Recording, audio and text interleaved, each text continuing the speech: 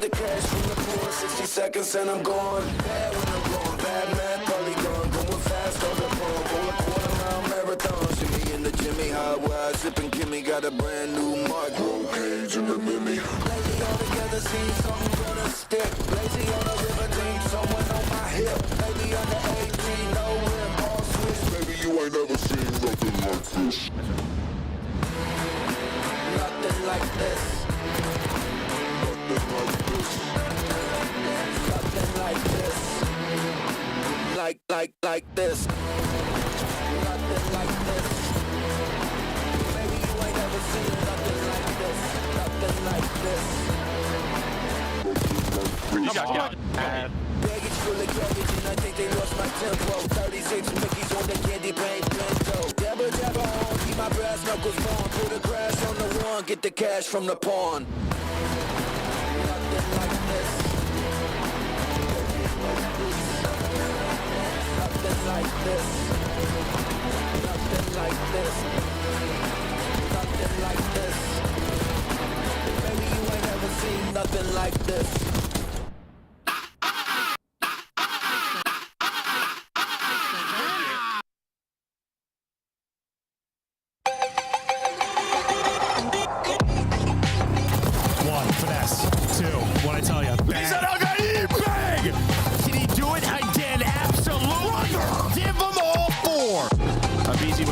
Shots, some great slides, trying to find 6. My man's popping off.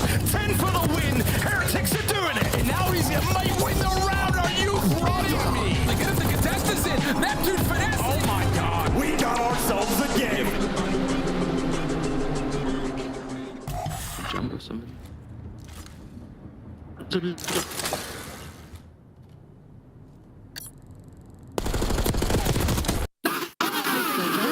Holy shit.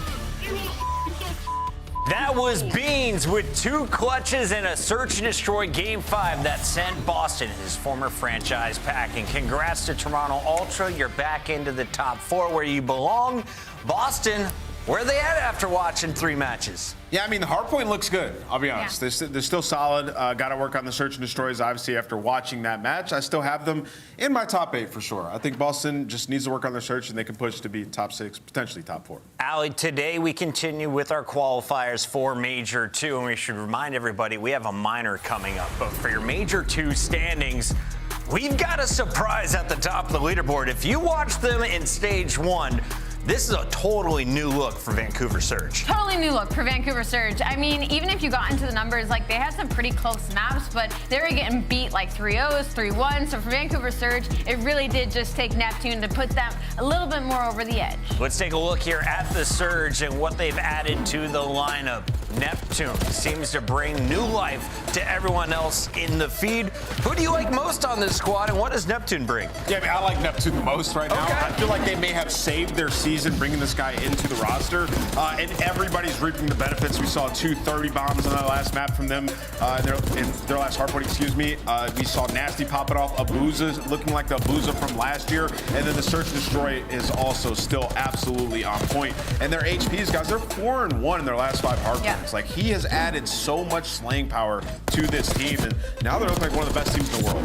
When they're talking about a Vancouver Surge that's gotten better in literally every category. It went from a top 8 Hardpoint team to a top 4, went from a top 7 S&D team to the best during the split. Even in Control, they've gotten better. Top 5 team to a top 3. So, I mean, he has just elevated this team's new level. It's only 3 matches, but so far, Neptune is worth every penny. Another star pickup from Challengers. Let's take a look, though. He's not the only pickup. The original Hoop came in after just match 1, filled in for Pred. Pred in the top 3 after returning to Optic despite not winning a map. Yeah, this just shows me, though, that Hoop needs to get picked up by a roster. Some of these struggling teams, you need to look his way. I am, without a doubt, sure he's going to be on a team by the time we start Stage 3. And then Lunar's making an appearance there as well. It's great to see some of our Challenger stars moving up. And a reminder, you can catch the Challengers players in action. The Elite is kicking off on Wednesday once again. It's going down right here on our YouTube channel. It's going to be a fun time. It's going to be a fun time. I mean, you're watching some of the young talent try and break through and make a name for themselves to come into the league. It's going to be exciting. One squad that doesn't need a rookie is LA Thieves. Let's take a look at one of the highest paid salaries in the business, and for good reason. They brought in the superstars And they found their form on land, going all the way to that round 11, a Game 7, the closest grand finals we've seen in Call of Duty. Now, this is the best respawn team in the world. Number 1 in Control, number 1 in Hardpoint. Yep. They're phenomenal. They outplayed Atlanta FaZe in those respawns in that final. Just to search, destroy, as well as getting away from them. If you look at the run throughout that bracket, played a lot of red cards. They were dominating the respawns, but when they needed a search, it was red card getting through. They need to expand their map pool and work on that throughout this split, which they've done so far, Allie. They're just working on that game mode. It's really just them and FaZe, man, and everybody else. This is a big boy battles today. You're going to see 2 huge lineups. 6-1 at the end of our first qualifier was Toronto Ultra. Today, they are the opponent of LA Thieves. Let's talk about the squad that just walked away with a Game 5 victory over Boston.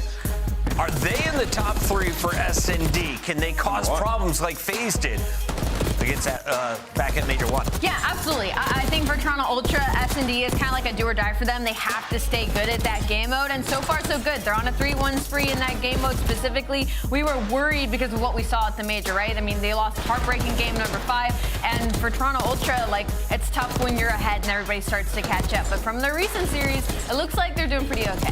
Listen, statistically, everything looks fantastic. I mean, these guys are 19-19 to respawn. They're doing what they need to do, and they're the number 1 search team, right? Throughout majority of the year, they've been incredible at finding those first bloods, which we saw versus the Boston Breach. For them, though, what we have noticed is in tournament atmospheres, in the minor and in the major, they have folded under pressure. In the final maps, it got reverse swept in the minor, and you lost the Game 5, right? So got to find the improvement in Joe Deceives, but also the consistency. He has to do this on a consistent basis. KP10. Kills per 10 in your top 4. Not bad from a guy who's also leading in a number of S&D stats. Joe Deceives, a player to watch today going up against Hydra. Is that the 1v1 to watch? Yeah, absolutely. That's a banger. Closer of the night is going to be the team representing New York. Let's take a look at Cloud9 because they are desperate for points. In 10th place right now overall on the season. They've had a little bit of success. That was on land, but can they get it rolling online, Allie? We're hoping so, right? They're coming off a win versus the Vegas Falcons, but before that, it was a heartbreaking Game 5 loss to the Vancouver Surge. And considering how good Surge has looked, that gives me a little bit of hope for the side of Cloud9, especially in the interview with Civ, of like they recognize their issues and that it's really just finding the roles on this squad and making sure they're sticking to that in series. So for Cloud9, it's kind of just like a wait and see situation for this team. And when we were fired up for this matchup because it is a rematch from that Major 1. It went to a Game 5. We saw it was a Neslo out of Cloud9 that stole that series. Yeah, you know, and they had a great approach in that Game 5. I vividly remember it, man. You just split Attach and Civ on either side of the map, and you saw Boston just so afraid to commit to either bomb site, and they just did a great job at staying alive. So you got to bring that Search and Destroy mentality in this matchup once again, because we know Purge likes to be aggressive, and we saw him getting picked a bunch versus Toronto, but the hard points are what we're looking at. It's a different Cloud9 now that in Hardpoint, Civ and Mac have been unreal. That first Hardpoint was 6 points, and we saw 3 protocols. Do they let the map through that many times if you're Boston? I think if you're Boston, you do try to, just because protocol is one of your stronger hard points, and I think Cloud9 should take advantage of that. Let's take a look at what's coming up next week. Reminder, we're in the middle of qualifiers, but this season, we're adding in some bonus fun. Our single elimination $20,000 minor tournament kicks off next Friday, and we got some opening rounds already figured out. These were set by the bracket back at the end of Major 1. Optic and Falcons, technically the closest matchup, as both teams have 1 or less map wins. You know what? When you look at the docket of matches, you'd look at that and be like, man, that's such a bad match. But what everybody's saying on social media and how they've been performing, it actually is very exciting. So I can't wait for Optic and Falcons to go against each other. What a pull for Breach. You get Vancouver Surge in the opening round, and then Atlanta FaZe waiting for you in the second round. That is so rough. Well, they play today. When does the Breach take form? That'll be at 6 o'clock. Before then, we've got LA Thieves versus Toronto, a battle of our top 4 squads. But first, Vegas Falcons searching for their first win. Minnesota ice cold in their most recent matchup. Will they unthaw? It's time to find out.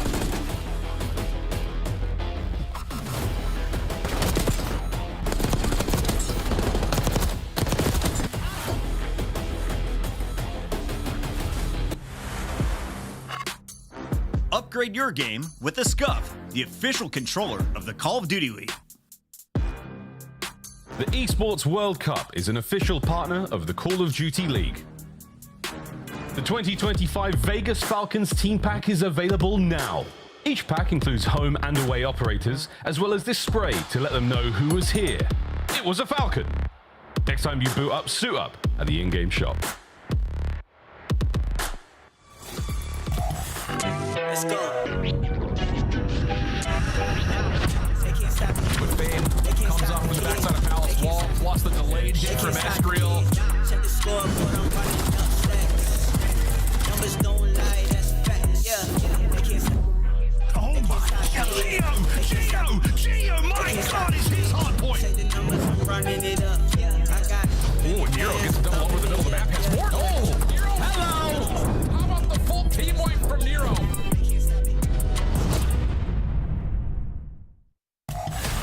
Welcome in. It is a Sunday full of Call of Duty, and we're starting the day with a potential 3-0 Minnesota Røkkr trying to climb back up the podium as they take on our number 11 seed in Major 2, the Vegas Falcons. Let's start, though, with the Røkkr.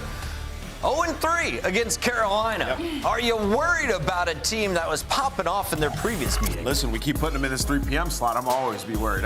These guys, for some reason, strike me as a team that just goes to bed real late because they did not look like themselves in that last game. And more specifically, it was Nero. I think he was the worst performer in that match. And this team like hinges on him a little bit, right? A little. And he's playing super aggressive and he's finding his timings. They're just so successful.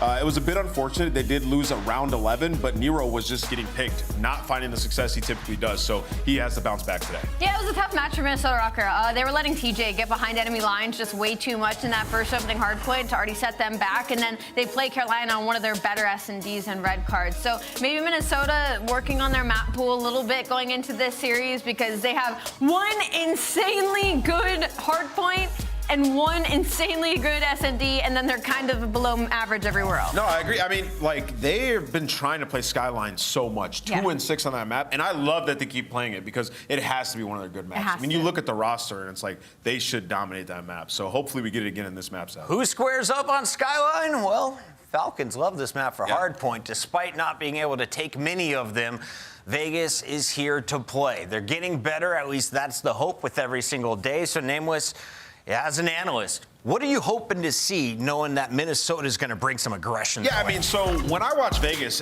to me, it's like super simple. I see them and they're like trying to do the right thing, right? Like we're rotating, we're setting up, and it's just like the next step after that, guys. We get a kill, let's push out the right lanes and try to make the game easier for ourselves. And, you know, these guys, you can see the effort they're putting in. And honestly, like, people have been so hard on them, myself included. I enjoy the storyline, like how stressful it is, like trying to get that first win.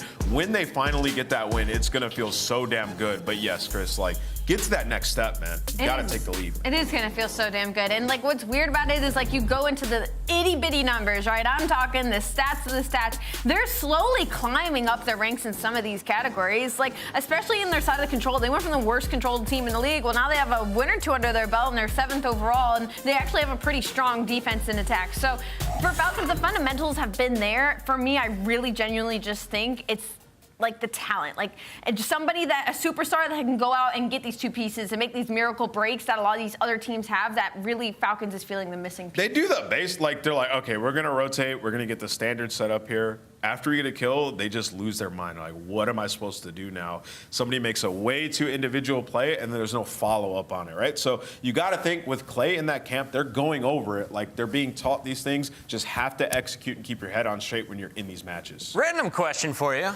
Back when we started, we had a 5th man. Mr. Rex was one of those guys standing behind Complexity. He was able to talk while the games were going on.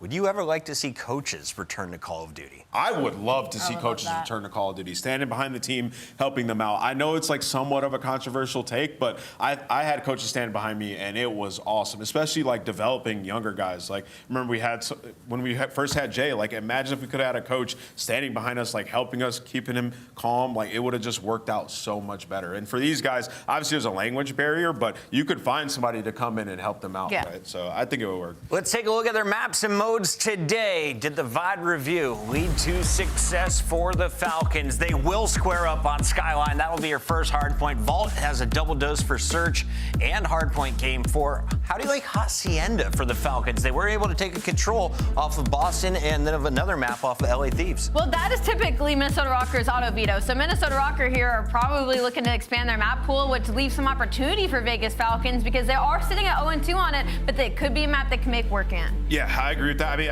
I look at Mini and it's like they tried to play a lot of protocol, hasn't really worked for them too much, so they got to get good at Hasi, and it's the same thing for Skyline.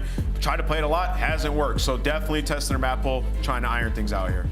Last time, I took Nero over TJ. Minnesota burned me. Today, I think Nero's back to his form. I agree. 3 p.m. slot, not a problem. Nero gets it done, Minnesota 3-1. You had me for a second. I'm going to go Minnesota. I like that you called 3-1. I'll look at you on that one. I'm going Mini 3-0. I think they get it done, man. This team is a lot better than what people think. We've got a duo joining us live from the other side of the planet. Actually, just the East Coast. We got Alan, a.k.a. I Hold Shift, and Jeremy Stud. How you doing, guys? Sometimes it feels like the other side of the planet, though. Tell you what, it's 57 and beautiful out here. Jay, we got dressed for a bit of a funeral today. All of us sitting in all black at the moment. I think the biggest thing is, Nero's going to be looking at this matchup saying, time for daddy to feast. He's got to be sitting there saying, who's your daddy? Coming down throughout this matchup.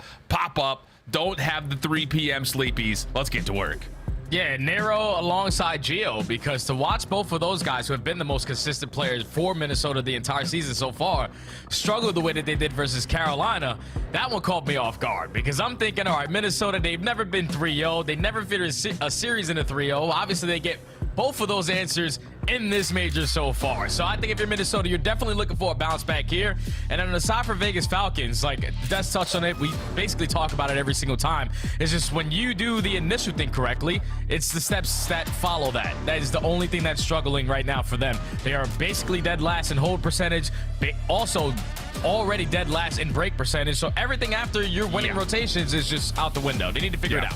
And I think the thing is, I'm sure the watch party guys are looking at this saying, if we do win a clean kill feed from P2 to P3, let's just not sit there. Let's not be turning into statues. Let's get active. Let's try to find some motion on the map. See what we get today as Minnesota's looking to bounce back after their 0-3 loss. And one thing I say at this point is trying to become a bit of a staple. Vegas will play well in the first rotation of hills. It comes down to what happens after that.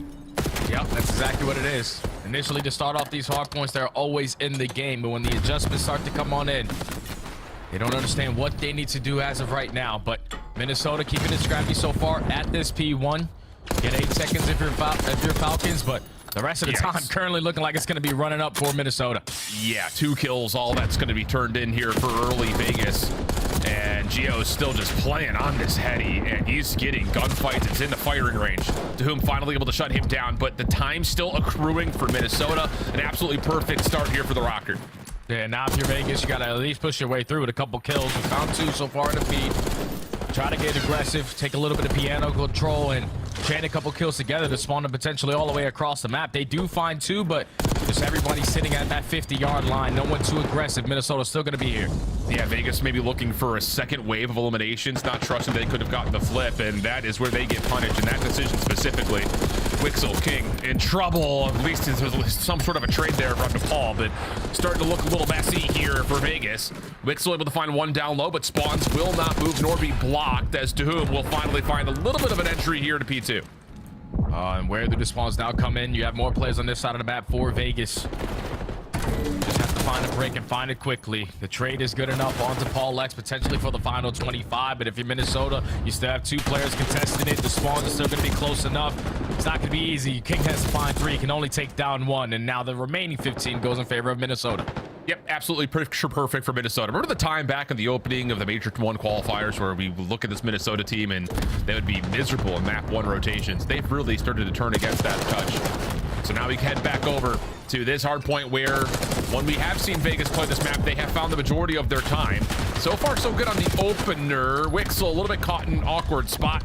Will be dealt with by Estro, who's got an 8-3 start, and Minnesota will find an early break into V3. And Vegas they now to work their way back on quickly.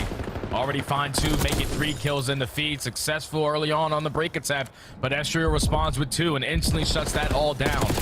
Now with 30 seconds remaining, if you're Vegas, you want to start to slow down the game a little bit because you want to maintain this side of the map going over towards P4. You die here, you're all the way on the opposite side, and this is not the situation you want to be in. Wow, unbelievable from Paul. I mean, really everyone's frying right now. Nero has had a little bit of a tough time getting things going, just 4-10, but everyone else really clicking right now for Minnesota. Right around a 75-point game. Rotating over to P4, though. Clean exit kills for the Falcons, and that will give them a chance to hopefully get some sort of a setup here on P4 and earn some time. Yeah, they need this time here. You know where the pressure's going to come in. Everyone is accounted for. Just got to put players in the right positions. Already Exton opened up with a double, finds the pressure, reading through top plat. Just going unguarded as his drop down. If Geo makes a couple kills happen, they spawn all the way across the map. Yep, Geo able to find one. Response towards Exton, not going to be fully there. Nero, oh my goodness, Nero. What is happening with him? 4-13, just not able to lock in, as Exton was surely at about 2 bullets worth of health, just whiffing on everything. Astral able to pick things up and put a little bit of a mix up towards the spawns in the back, but from the front, Minnesota not able to crack the code, and it's just down to Astral to do what he can. Yeah, and Astral, at least with that one-on-one gunfight versus the Whom, secures the back spawns for his team. Still have Vegas giving them a run for their money here at P4. That might have been the best hold attempt I've seen from Vegas so far this season. You get at least 35 to 40 seconds there. You're keeping it scrappy for Minnesota to not walk away with the remaining time, and now you're going to only be down by about 30 points going into the second half of this game. You just got to make sure you make the adjustments now going forward, especially from that P1 to P2. Yeah, I think considering how this map started off in the first 2 hills, you will absolutely take this if you're Vegas. So able to meet exactly what they needed to on P4. Now we go back over towards Hot Tub once again. This is where Minnesota just kind of posted up and were gifted a lot of gunfights. Not the same occurrence, at least to start for this particular setup, but it's a 2v4 situation that Geo and Paul win out, and with that, Minnesota back on the time. Yeah, Minnesota back on the time, but do not currently have the spawn, so have to be a little bit more aggressive. It's going to be narrow. Catches the timing over to Piano. Give me the freebie number 1. I'll pick up this AR. Look, it shoots pretty well as well. Give me number 2. And now you already have 3 players from Vegas spawning all the way across the map. This is what we talk about with Vegas's game, is that they feel like, okay, we know that we want this side of the map for P2. We want to try to dominate, but they are just not getting the kills on this side of the map, and also applying the pressure on the hard point. You gave up a lot of time there. You just got to make these kills count, and thankfully they were able to do so. Yeah, I think the thing that we've said a couple of times now about this Vegas team is their ideas are right, but it's either the speed or the level of coordination that comes with the motion that they were trying to put across the map is either not there, or I think more particularly, it comes down to 1 or 2 gunfights that you have to win, and Vegas just are not finding those wins when they matter most. And that kind of occurs here once again as the spawns were blocked for a moment, but Minnesota have gained control, and now they're again just tallying up the score. Minnesota just going to continue to run up the score. They have all the info. 4 players pushes to Kitchen, already a clean 4 dead and a 100-point lead. Let's go step aside and listen to the comms with Minnesota. Two kids. There's rotating. Three kids. Nothing tops. Yo, I guarantee this 1v1. Yeah. Exit, a bullet, new exit, close. I'm gonna flank stone. Close to you. Absolute, there's no time. I got 80. Close our fire like that thing. You right now. Out of table. Okay, close to you. Out of table, you and stone. Yo, push him inner left. Sure. One more, same spot. Oh, he's on my right. I'm a bullet. I'm I got wall bang. There's 2 there. Close up. Line of table weak. On 2 up. Do bottom table, 1 bottom bed. Next to them. Nice. They're on the bar. We can slug on the bar. They're gonna spawn on the bed. It's fine bed. Yeah, bottom bed. 2-2, I think. Wait till we bottom bed. Nice. I'll try to I got left. Nice. Right. Flood timing. I need Ben. It could be Ben. Back right stone. I need your left. Then you're right. I'm trying to get on the wall. You're bottom bed. I'm too close. Do him 1 shot. I'm 1 shot. I'll have it right. I'm right. Weak right. You're right. I'm dead. 2 of them. How you can't drain middle. Close middle. I'm gonna die. 3 there, I think. 3 there. We can go top. I'm going. Yeah, we are. I'm going top with you. I'll give Child right. Go top. do. Child I think he did. I spawned deep. Gem. Yep. Then stone. I'm one shot. He's dead. Right side. Yeah, We can plug Doom. Top stone. I got wall, man. He's behind the table weak though. You was downstairs on you probably. Try to play your life top for us. Okay. Or coming top. We just bully top. Yeah, we should. Top left. Kings. Top left, 1 shot. Top left, 1 shot. Wait, run away. Back stone, Doom. You challenge it? No. Sure. Not that I see. I don't see that fold. I need the right here. I need it. I'm making stone. I got stun. I'm here. I'm Shot trying. close. Check up Røkkr. Hold up close. Check up Røkkr. Back umbrella, dead. We're gonna flip. We're gonna. That's good shit. All back right. Lay down on the couch. King. I'm hitting top quick. I'm hitting top quick. Help. Top quick. Top weak for you. Weak exit. I center closet. It might be two. I want to stop one more. We'll get it left. Alright, Two more. Three top. Yeah, it's just another one of those moments, Jay. You can kind of hear it. Minnesota rotating to P2 to P3. They're saying, oh, they've already rotated. Like, it's just, it almost feels like they're playing the game very one-dimensionally. Of like, we know we have to play for P3 next, so like, let's just all go there. Or like this particular setup, it's just so passive. They don't get a read on where Minnesota are coming from, and you can see the result of that. Yeah, they're playing 3 players towards the bottom side of bedroom, only relying on one person to watch multiple different angles on that back side. If he dies, he spawns all the way across the map, and now you're pitched from the front and the back end. Yeah. Just mistakes again from Vegas. Unfortunately, it's going to lead to another L in Hardpoint. Only need 3 points if you are Røkkr. King is able to find a double to prolong this map a little bit longer, but Minnesota just taking care of business on map 1. Yeah, absolutely the case. 3 more seconds required. Vegas holding on, trying to make the score a bit more respectable here, but Estriol is still just finding these individual gunfights. Team nade, I don't know how that one comes over from Nero, but it does lead to an opportunity for King to stay alive inside the hard point. Spawns will move though. Geo setting themselves up for new, and with 3 down, now it's just down to finding the last guy inside the hill. Nero will step in, find the final seconds, and it'll be a very comfortable 100-point win for Minnesota in their opening hard point. Wasn't as comfortable. If you're Minnesota, you want to do a little bit better of a job there at P4, because that's how Vegas were able to keep themselves sort of into this game. Majority of their points came off of that P3 to P4 rotation. But if you are Minnesota, it's good that you add that Skyline W to the cards. Now, they were 2-6 before going into this map. Now make it 3-6. Probably have a couple things that you want to continue to fix moving forward. But on the side of Vegas, we saw it before we even jumped into the listening. It's that P1 to P2 chain. You see the way that they're initially trying to break it, Alan. How you have one person going piano, one person goes top hallway, one person goes kitchen. The last guy's already off the respawn. They're all individually trying to make a play. But then when that gets shut down, now their second attempt was for 4 hitting kitchen. But that's an easy read. You have one person posted up towards the back. He's like, okay, there's a lot of pressure. There's no one over towards piano. Everyone focused to right. And then that leads to a clean for that. That is where Vegas needs to improve their game, is to make those adjustments and give themselves opportunities, not from just one single angle. Because Skyline can tend to be mixy at some points, but no one was hitting zip. No one was trying to catch timings, or at least your teammates pushing off the left side, and then eventually you work the right. It's just right now they have game plan number 1, and if game plan number 1 doesn't work, we're chalking in, rotating new. That's a really good shout. I think that's exactly what we've seen without question. I think the other side of this is like, you know, for Minnesota, and I think Ann hit this on the deck really nicely, where you're talking about the simple fact that they are seemingly kind of force-feeding Skyline Hardpoint into the map series set. And that may lead to, again, just them trying to improve in certain ways. But on the other side of things here, you know, for Vegas, they've played this map in almost every single series, and it just continues to not get better, it feels like. So it's tough to see without question, but we'll kind of see what happens as the series moves on, as we look towards the Vault Search and Destroy. Yeah, and the Vault Search and Destroy is, I guess you could say, a decent map here for Vegas, because they do have a win, and it is versus Optic Texas. You won it in a 6-4 fashion, found multiple first bloods, were able to find a lot of success in your post plans. But now you're playing against Minnesota Røkkr, who have infamously been one of the best search and destroy teams that we have in the game. And also, this is one of their stronger S&D maps. So this is a tall battle. I mean, a tall ladder to climb here if you are Vegas. Word. All right, well, see how things unfold as we continue forward here. And at least for Vegas, I don't know, let's spit some silver linings here. 4-8 search and destroy, so maybe there's something to be told about how they can make something happen here, but they've only played Vault twice, so it's a round 10 winner that they had versus Optic, and then there was a round 11 loss to Carolina in Madrid. So some, I think, reps needed here for Vegas. Where on the other side, you look at Minnesota, this has been by far one of their best search and destroys. This and Hacienda have been kind of 2 staples for them.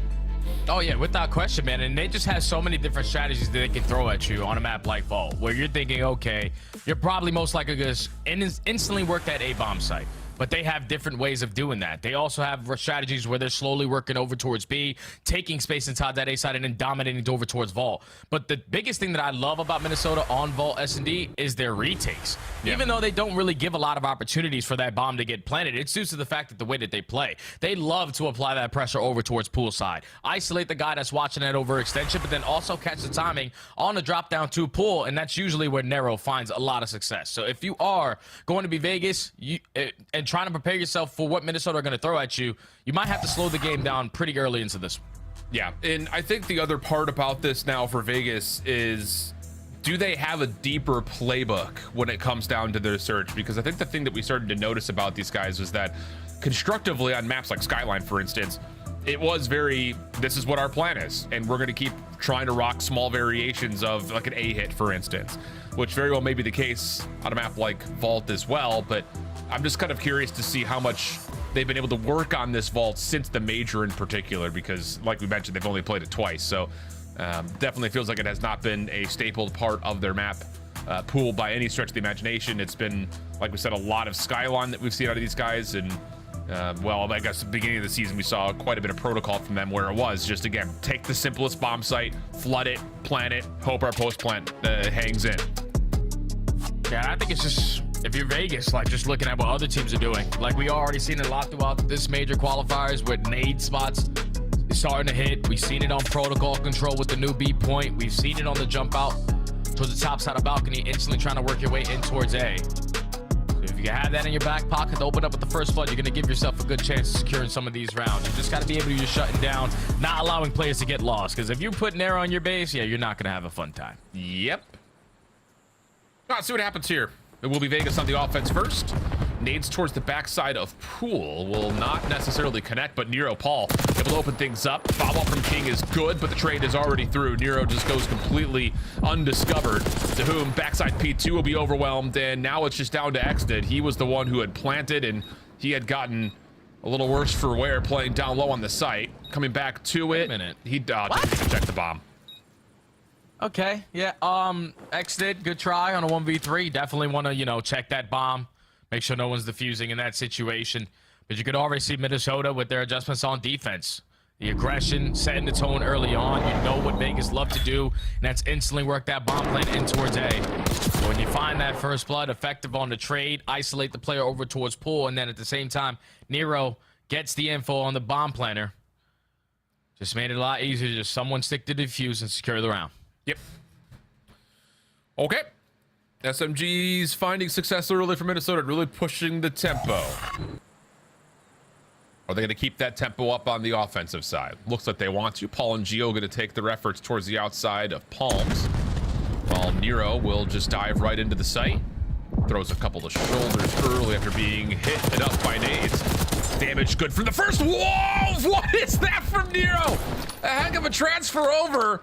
Gets the trade plus an extra. We're going to 2v2 post plant. Yeah, Nero most likely is not going to leave this site. He's going to be the guy to hold it down. And hoping that Gio can catch an angle on this pinch. But Vegas, they're going to retake from Pool, and they have the numbers to work their way to isolate Nero. Oh, Gio's seen one slide across, though. Yep, that will confirm it. Shots will have Dahum down. Semtex over the top. Follow-up from Wixel, though. Good isolation. Nero now should surely know that there's going to be a play largely from Poolside. Steps away, and as he does, Wixel finds him mid-map. Plenty of time for the defuse, and we'll go 1-1. Oh, fantastic plays right there on the retake. If you're Vegas, obviously take control of Pool, gain info early on, isolate onto Gio, and then you know that Nero was the bomb planner.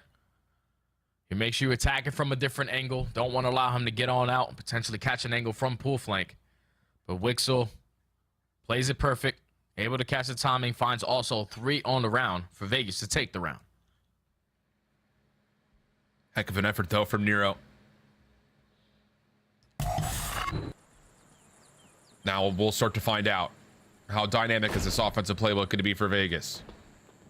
Similar break off, but it is just going to be exited this time, playing over into the bomb site. Tagged by nades, but still commits for the plant. More help from Vegas on this post plant through mid-map this time.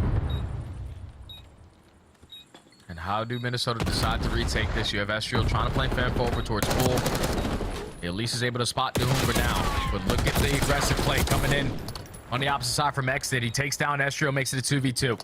Yeah, and the post plant will move, but Exnit has been seen. You have to chase down this elimination, and they will. So now it's just down to one. It's Wixel. Oh, and his timing here could be incredible. Up and over. Checks. No one's on for the defuse.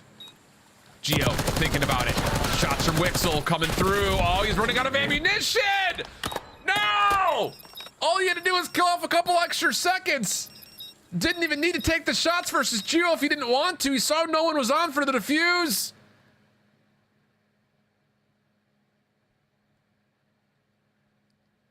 Maybe a little trigger discipline right there. Allen could have secured him that round. As we take a look at it again, there's only 12 seconds remaining on the game clock. Obviously, you spot Geo in towards the site, but he's still not defusing. But then the shot's just not able to connect. Allows Minnesota to just slide on out, double chow, and catch him with his pants down. Røkkr, so far, take back-to-back defenses. Vegas respond with defenses of their own. Who's going to walk away with the first attack?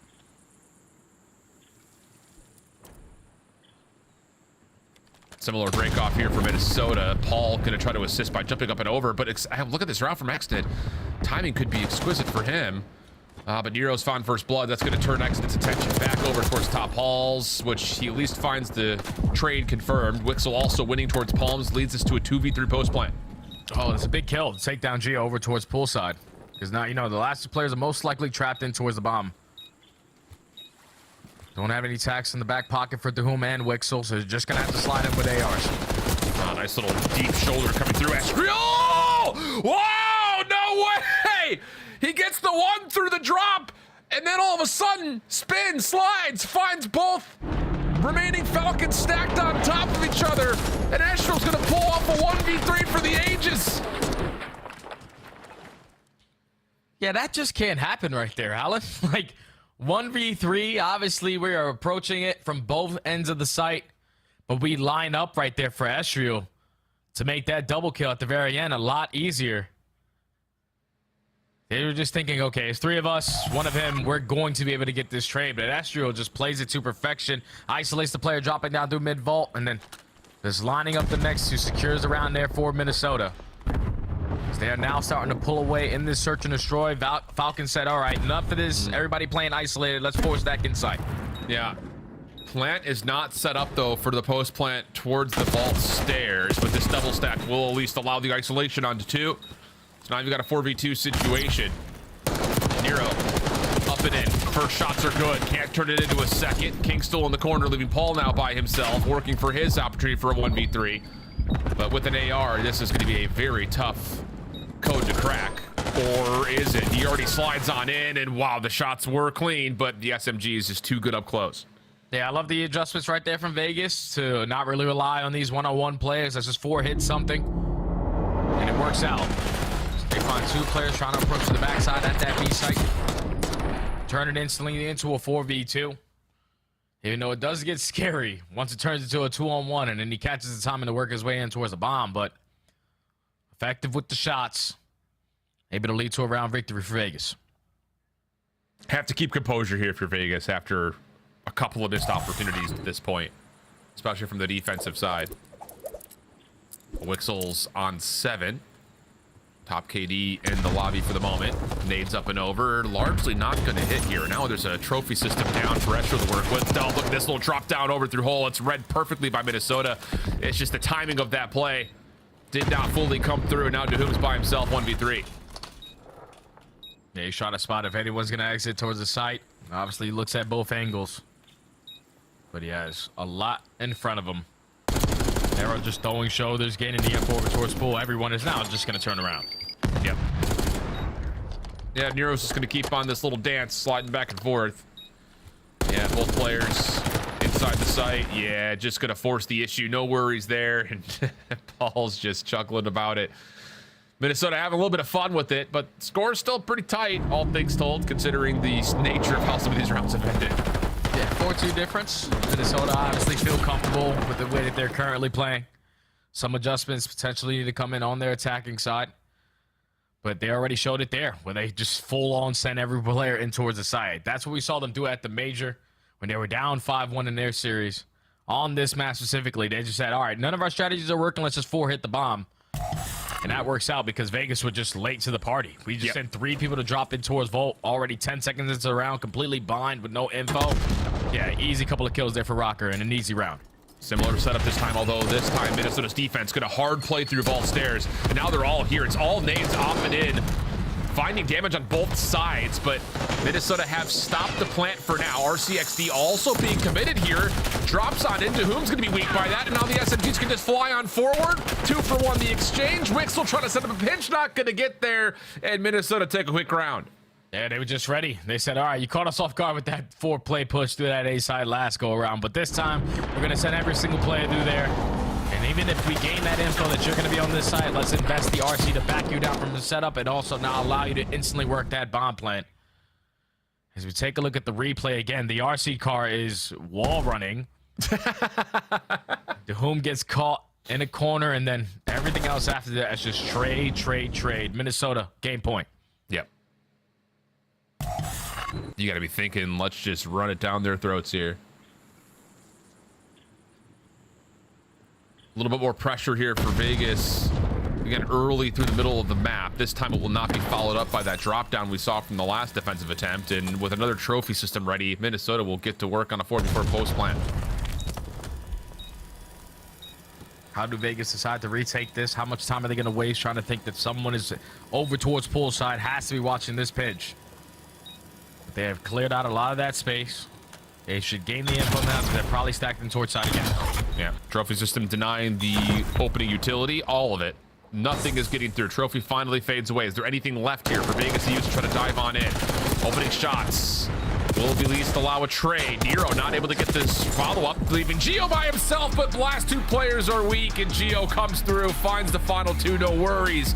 And Minnesota don't let off the gas. Quickly 2-0 up. Yeah, just a clean search right there for Minnesota. Obviously, they need to make a couple of adjustments early on into the game, especially on their attacking rounds. They said, okay, they just keep on picking us apart over on the outskirts by pool, so let's just start stacking in towards the site. And that was their go-to recipe, basically, for the last 4 rounds, 5 rounds straight. They did it every single time on their defense, just dropping down through mid-vault, not allowing Vegas to contest it on the later half of the game, and then same thing for the offense. Just send your SMGs. Let's start these fights. Hopefully we're able to come out on top. They dominate in the first blood category 6-2. Yep. That is the final score for them to be up 2-0. Yep. Dahum not able to get anything going in the search.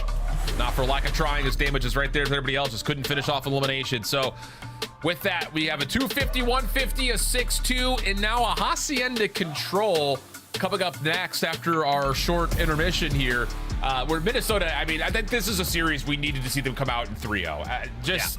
Simply put, I think the way that I look at this team is they play almost at the level of their opponent at times, where they're upsetting some of the top dogs. They're playing a lot of them tight, but they also have like some losses that you go, well, what happened to the other team that we saw from the other day? Not today. Looking pretty clean for it as we head back to the desk on their way to a possible 3-0.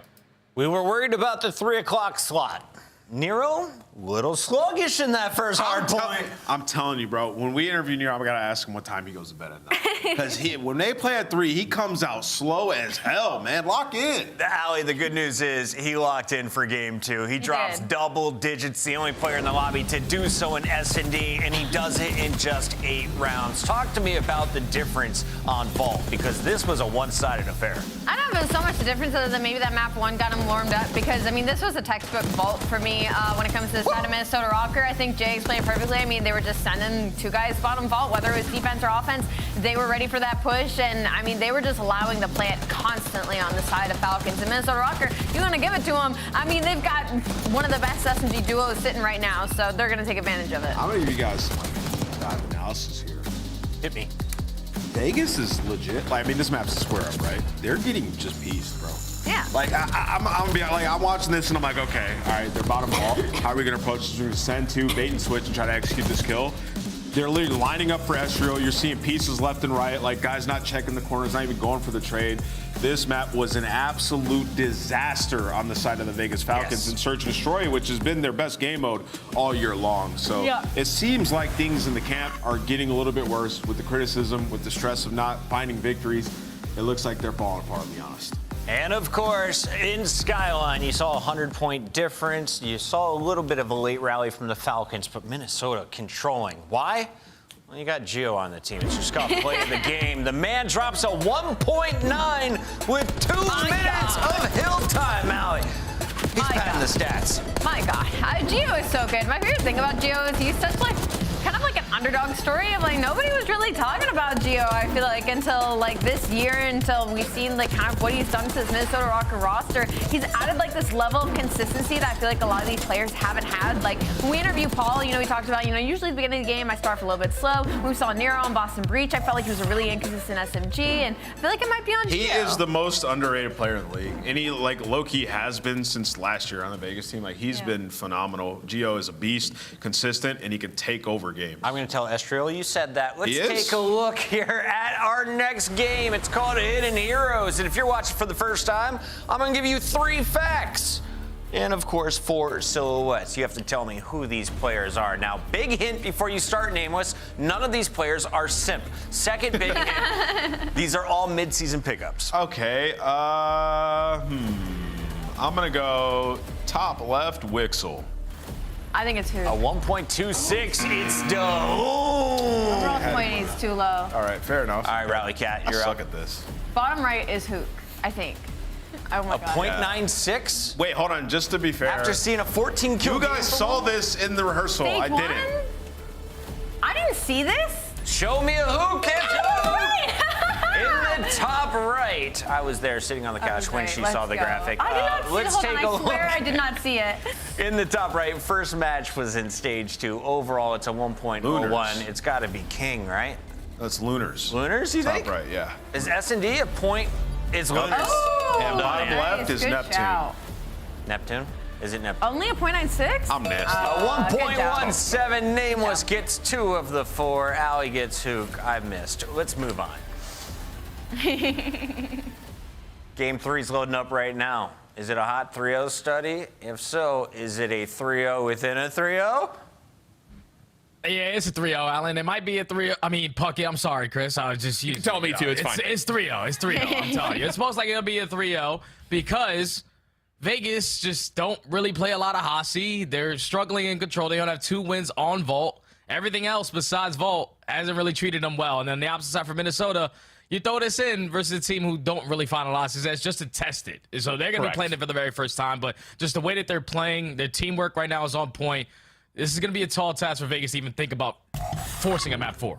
I think, again, zooming out away from this particular series, I do like the idea here that Minnesota is not just out here playing for wins. They're playing out here to build on their map pool. And again, it's easy, I think, to do that when you're playing up against the bottom teams in the league, but we've seen them do that across really this entire stage to this point. So I really love that idea from them. Try to get this as a chance to build yourself up for not just the minor coming next week, but when you eventually get to Dallas, because I think there's a level of, our top, well, we'll say top 4 teams right now, currently by the standings, those are all championship caliber teams. I think there's still a level, and I think we talked about this maybe last week, where it's just there's something about this Minnesota team of where is their ceiling. It feels like it's a little bit lower than, your super teams that are out there, your big dogs that are out there.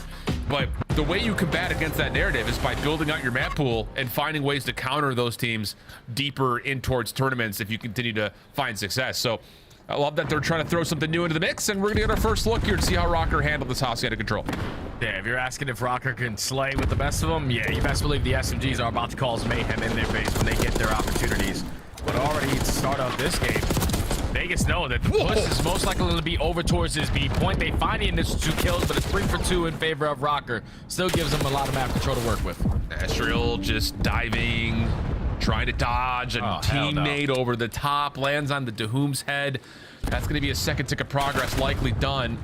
As long as Estriel doesn't forfeit his life here. And yeah, he's going to step up a little bit further in towards 10. Nero working with him top office as here comes Paul to try to get back onto the zone. Nero up and over. Trades are decent. Third tick of progress being worked on. Help is on the way from Gio, but Paul doesn't really need the help. Still got it anyways. And we got 2:12 on the clock. 2:12 on the clock, and they also take care of Exnid, who was trying to play for a couple spawners. Already found themselves off the rotation over towards this A point. Not a single play from Vegas currently in the position to take him down. But this is a scary situation to be in because already Estriel finding 1 kill, they find another 2, and they're instantly going to start stacking. Yep. First hit done, second on the way. Paul pushing the issue, finding himself his 3rd elimination. Nero picking up the pinch, catches Wixel on sprint. And it's just one of those moments here where Vegas need to get together, but it's another solo shell coming through. I mean, we've talked about this a couple of different times where it's just one by one they drop in and one by one they will fall. A very quick offense for Minnesota. Yeah, realistically, that only took about 26 seconds because they instantly jumped their way onto the B point. They lost the initial 2 gunfights, but then the last player standing was able to secure that final segment. His teammates off the respawn, get aggressive over to Røkkr, keep them trapped in their base. And just make that round look very, very easy. And that's not how Hasi plays, I promise you. Like, you usually want to send, especially if you're the team on defense, your best bet, especially as an SMG player, is to just get pushed out to their side. Like, you don't have to be aggressive in certain situations. You can count how many players are coming off the respawn, but you just have to be in positions to where you can contest as soon as they jump on these points. Make it more difficult for them to find you. Not as easy as it was in that round 1. Yeah, just, again, coordination things coming to fruition. As Vegas will have Exton just dive right on over into the A zone. Objective focus, to be sure. AR is trying to watch the high ground, but again, it's just, those are the moments where it's like these 1v1s that just don't fully come through lead to these 2v3s that Minnesota just keep cleaning up on. And another one of those moments where you look at and say, it's just tough, man. Like Ann said, they're just getting beat. Yeah, it just hasn't been close so far in this series. They're just simply getting outclassed. Right now, with a minute left to work with, though. Still trying to work for a couple of segments. Almost have that first one done at A. An unfortunate team kill on the cards for Dahum. But look at how trapped they are in their spawn. Oh, no. They're getting taken? Oh, we're getting taken. Oh. This is, no, we can't be doing this. And he's looking for kills. Oh, mercy me. Not like this. Not like this, Jay. Yeah, that's the second time I think we've seen that. We saw Hydra do it a couple weeks ago, and now Nero follows him up on it. Just having fun in this match so far. 25 seconds left to fight for. And if you are Vegas, this is where your last push is going to be here. Over towards, well, you have to get on B. And there's just not a route. Gio's holding the front door. Vegas off spawn, looking to try to find something over towards A. Exit finding the first. Wixel trying to clear things out on the high ground, and there should be a chance to dive on into the point, but there's still a mystery of where are the rest of the Minnesota defenders. They have no idea. Like, if you're Wixel, you have no idea what you're supposed to look at when you jump on that A point. So many different angles that they can take you down from. Now leads to a 3-net, exited at 2-9. Last player on the B point. You need some miracle. Unfortunately, he is going to get taken down, and that is going to be the round. Minnesota Røkkr. I don't really know if they're good at the map right now or if they're just playing against Vegas, but you got to be feeling good that you're up 2-0 the way that you are. Yeah, I mean, I think you could take a look at how they're playing the map from like the mini-maps perspective, and they are making good reads, good plays. I mean, yeah, there is a level of they're also winning some egregious gunfights and taking people hostage and things like that. Like, there is a level of that, but I will say I think there is something to be told about this Minnesota team. First time on the map, looking pretty solid for it. And here is how, well, here's how Dahum was taken hostage, and he's like, help me, please help. Just spamming the square button. But yeah, I do have to say, I think the way Minnesota have played their first offense and how they've been able to kind of understand their advantages on defense have looked good. Now they have an opportunity to close it out on this attack. A whole lot of pressure again over towards B. They're trying to change the narrative and at least turn the gunfights initially in their favor. Gio just rips one onto the X-Nid. Progression being paused. Wixel and Dahum, though, they find 2, so they're able to instantly shut down this play. Yeah. 12-3 for Estriel. He is having a field day. Here in the control, tough gunfight there over the top of the rock wall, not going to work out. Gio also denied by King, so here we go. Vegas, just a 4-for-1 in the opener. Still tallying more eliminations behind this. Nero trying to give a little bit of a workout over to Exit's direction, but that'll be enough at least for the kills to continue to go the way of Vegas. All right, they've only died one so far, so they're keeping up with this lane. They shut down that initial push, and now you have Minnesota trapped in the back of their spawn. The ideal setup that you want to be in, but you're not going to be able to read that route there from Gio. Lines up the freebie onto King. Boom effective on the trade, and with 35 seconds left, Minnesota, no, we got to get on B. We got to try to extend this game clock. Yep. Chance for it. Nice shots from Estriel up top towards the patio. Nero going to be freed up to try to hunt that one down. Not able to tally, Alan, look, and will just look at make his way up towards office. Look at the map, Alan. You see exit right now? Yeah, he is in P2. I was about to say the same thing. It's like, are we going for this or not? Eventually, we got to get ourselves back into the play because your teammates are just going to be overwhelmed on the complete opposite side of the map. Finally, he gets himself back in, but it's a 3-for-1 trade. Second segment already secured. And now time is going to be extended. Now you got to be able to work your way and know that there's a lot of players coming off the respawn. How do we set up for these easy kills? Yeah, Estriel will be shut down on the exit. Nero back up top office once again. Has a freebie. Nero again. No way. No way. Oh, tried for it. Not able to grab it, but Lifely down to just a single one. Exit trying to follow up the play through top fire hall, but time is ticking away here, and it looks like Minnesota are still trying to feed for kills. Yeah, that's exactly what they're doing. Gio's just hoping that he can put a couple more players in the back of their spawn off the respawn. But as they try to do that, they all get cut down. So a clean 3 dead. Now leaves Nero, last player here to contest. Has an AR in hand, not the preferred weapon for that kind of gunfight. But 50 seconds still to go. Vegas up 4 lives. Nice challenge there from Wixel. Little stun chow for him, able to isolate. Estriel trying to hunt down Wixel, but he's out of there. 35 seconds on the clock, 16 playing 10. Vegas have reestablished some good defense here, and they've moved across the map as well. But this is where the problem comes. Can you start to win these 1v1s and really put this round out of question? 20 seconds to go. Just one wave of kills is all you are looking for if you are Vegas, but 2 go in favor of Røkkr. Oh, no. Make it 3 in favor of Røkkr. Everyone spawning over towards 10. The double stack is good enough for the first second to be locked. Vegas got to go. Good Semtex from Gio, kills off more time. Second tick of progress already on the way. Shots from Gio, good. Not able to get the transfer though. Exited with the trade. Third tick on the way. Exit has to pop up over from the windowsill. Still on the point is Nero. Shots are good for the kill. The double stack is in. Oh, it's a 3-0. What else can you say? There is truly nothing to say, Alan. Just another day in the office if you are Minnesota, and another day in the office if you are Vegas Falcons. Just another L that you got to hold to the chinny chin chin. This one was a little bit more disrespectful though, because you play maps that you usually find yourself playing a lot. Minnesota don't really like to play Skyline, but they play Skyline versus you. Vault S&D, you at least have a couple reps on it. You're feeling good, but it's also a really good map for Minnesota. And then when you get to the Hossie, they play for the very first time, and you got people getting assassinated, taken from behind, and it's just not good. But it's just like the way that Vegas play Control, Alan, sort of like the way that they play Hardpoint. They're just relying on individuals to make a play. And then when the other players on the team are supposed to help them, sort of, because with Exited the way that he was over towards P2 at Garage, you eventually know that all the press is coming from well. But his play is not to work the pinch and set up that free couple of kills that are going to be right in front of him. His play is to rat back to try to get back with his teammates off the respawn, which that doesn't make any sense. Like, they have no idea that you're already in that position. You can flank them and open up a 2-piece, spawn them all the way on the opposite side of the map. But it's just like, he just probably doesn't know what he needs to do in that situation, man. And that's what we continue to say when we watch this Vegas Falcons squad. They just know step one, everything after that, out the window. On the other side, pretty much what you would expect, and that's good news for Minnesota Røkkr fans after their defeat earlier this weekend as we head things back to the desk and continue on with our Sunday.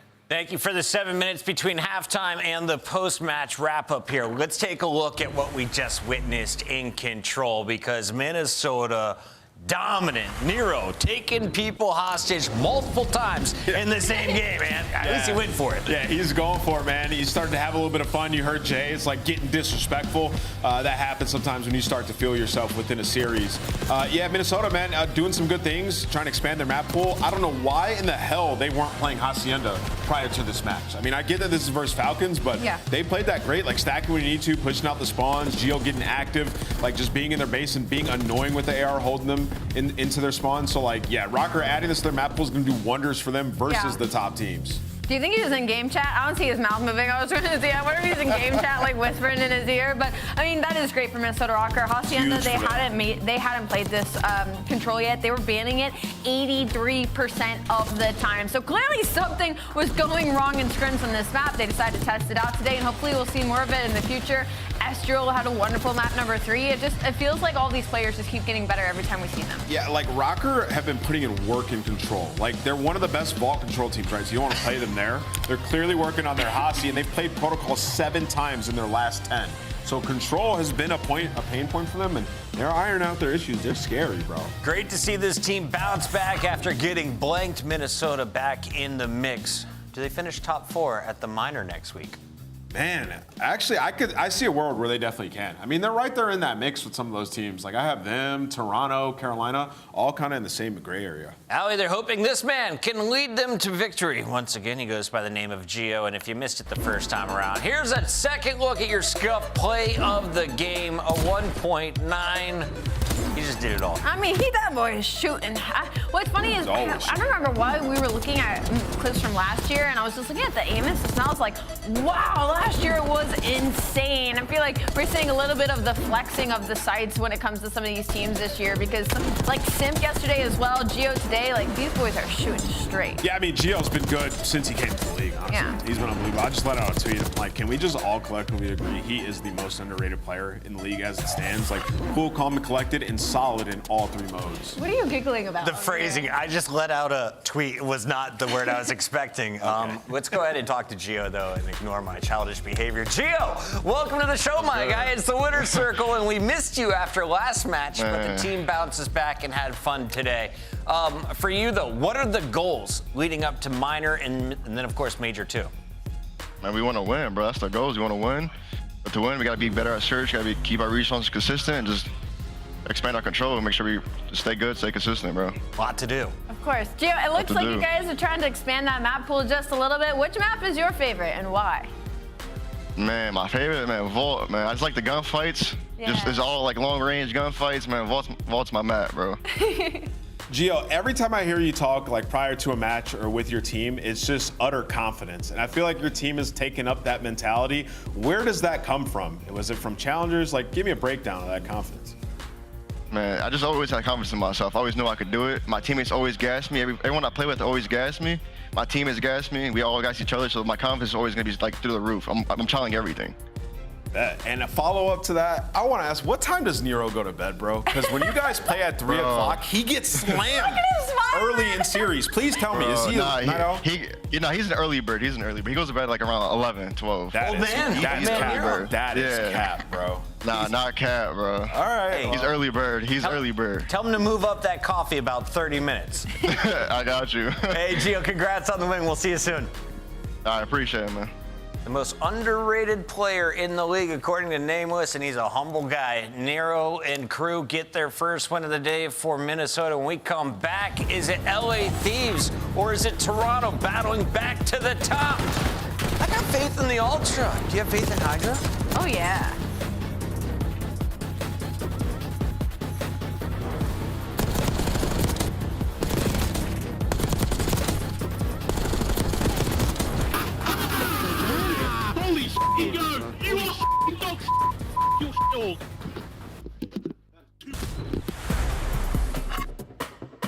Upgrade your game with the Scuff, the official controller of the Call of Duty League. The Esports World Cup is an official partner of the Call of Duty League.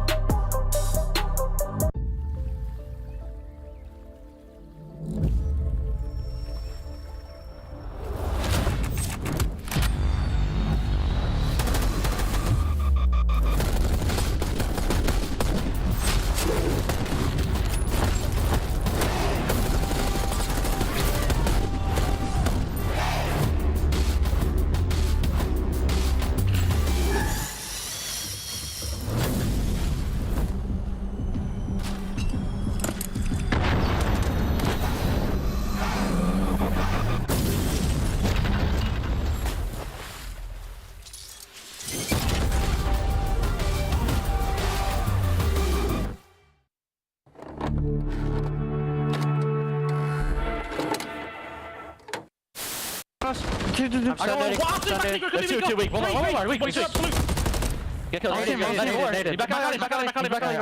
There's two. You can refill your secret in a second. She's one more back door. I know your secret. Back door. Holy Eric. Last one. Nice, Eric. Good story, man. You can't kill me. What the frick? I have a streak. We're good.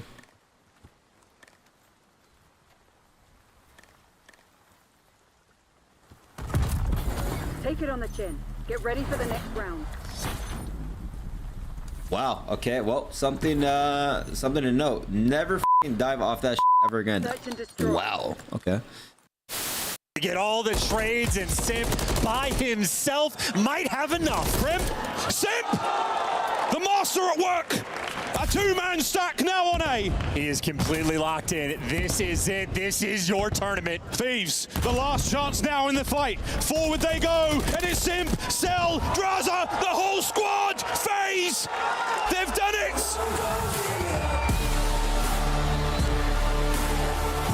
Destiny manifest. The 2025 LA Thieves Team Pack is available now.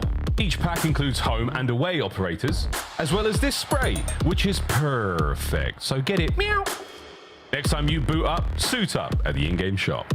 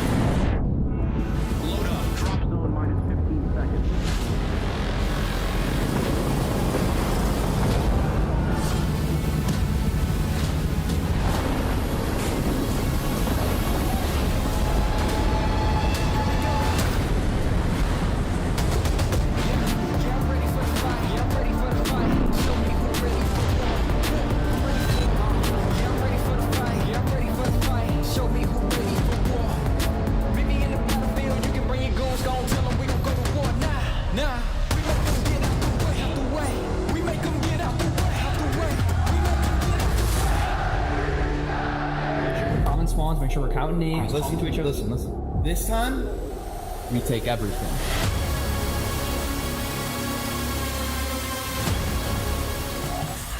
Welcome back to the Call of Duty League. Puckett alongside Rosalie and Nameless, and we're jumping into match 2 of a 3-match day. This one, probably the most important. If you're looking at what's going to happen in the minor, this could give you a preview of who is playing in a grand final.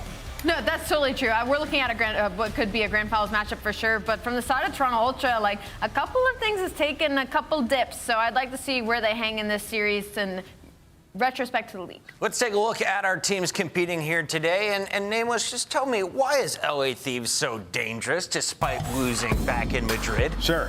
They're unbelievable in respawn. The best respawn team in the world. I mean, even edging out Atlanta FaZe, right? You can see the swagger and confidence on each one of these guys. Envoy in the latest interview, like willing to call people out, something we've never heard from him before. So clearly, Team Scrap is rubbing off on him a little bit. And these guys, I mean, recently in Hardpoint, have been beating teams by 100+. And they will take you to any map. Like, their worst map's Protocol, 1-1 on it, right? Like, these guys, like, they're comfortable basically going anywhere, and they've been improving in their search and destroy as well. And the last part of this equation, though, Chris, is we said it earlier, we haven't seen the final form of Hydra yet. It's true. On the left side of your screen, we have Scrap and Envoy, who were wearing Toronto Ultra jerseys last year alongside Insight and Kleenex. So we've got some bad blood potentially brewing in this matchup. Toronto Ultra, underdogs, right? Yes, I'd say in this series right now they are the underdogs, simply because they've dropped in a couple of areas. Their fundamentals and hardpoint are still really hurting them. In that series versus Boston, and both hardpoints, they were on the back foot. It felt like the entirety of rotations for the maps 1 and maps number 4. So they've got to clean it up just a little bit, but their S&D is kind of keeping them in a lot of these series, and they're a star-studded roster, so they're going to steal a respawn if it comes down to it. Control's another big focus for them. They are the worst attack team in the league right now. That's not going to hang versus a team like LA Thieves. And we took a look at the numbers. Joe Deceives way better at hardpoint this qualifier than he was throughout the Major 1 qualifiers. Is it enough to compete against the best HP team in the game? Yeah, I mean, it's tough to say it's enough because Thieves have just been so good. But what we saw last year is Joe Deceives can go up against anybody, right? When he's playing his game, he can fry anybody. Kleenex has done it so many times throughout his career. But this team, I think they kind of know they're never going to be the dominant hardpoint team, right? It's going to be done through those search and destroys, and that's kind of the buildup of this team. We saw it versus Boston. 2-3-5, easy. What are the search and destroys? Time to find out. Control could be the swing game 3, and if we get there, it'll be protocol to finish for LA Thieves. Otherwise, I got Toronto Ultra forcing a long one. Skyline will be game 4 and 5. What do you see, Alley Cat? It's a little bit of a back and forth. That map 1 heavily favors LA Thieves. You're talking 5-0. On the flip side, though, you add to the red card S&D. That's going to favor the Toronto Ultra. The protocol is a little bit of a toss-up. It's going to be both of their strongest controls, and then later half of that series in Skyline, it's really going to come down to those SMGs, I feel like. Yeah, I mean, you know, looking at Toronto and like their hardpoint, I have written down like Vault, Hasi, or Red Card. One of those they have to figure out adds to their map pool, or they're just going to get gapped by these teams at the top that have the wider one. So Red Card clearly probably one they've been working on in practice. Could start off early here and show us something we haven't seen. Are we going to a game 5? I'm going to say no. No, I think we're going to game 4. We had just 9 games, a whole lot of 3-0s. In fact, half of the games this season have gone to a game 5. This one's a 3-0 LA Thieves. Really? 3-0 LA Thieves is crazy. I'm going to go 3-1 LA Thieves, so we're not going to break our tie just yet, Chris. LA Thieves? I'm going LA Thieves. Come with us. 3-2. Come with us. Well, the fans means we're wrong. Toronto, congrats on your win. Let's send it over to Miles. And Ton! Welcome back, Christopher Ton! Oh, my guy.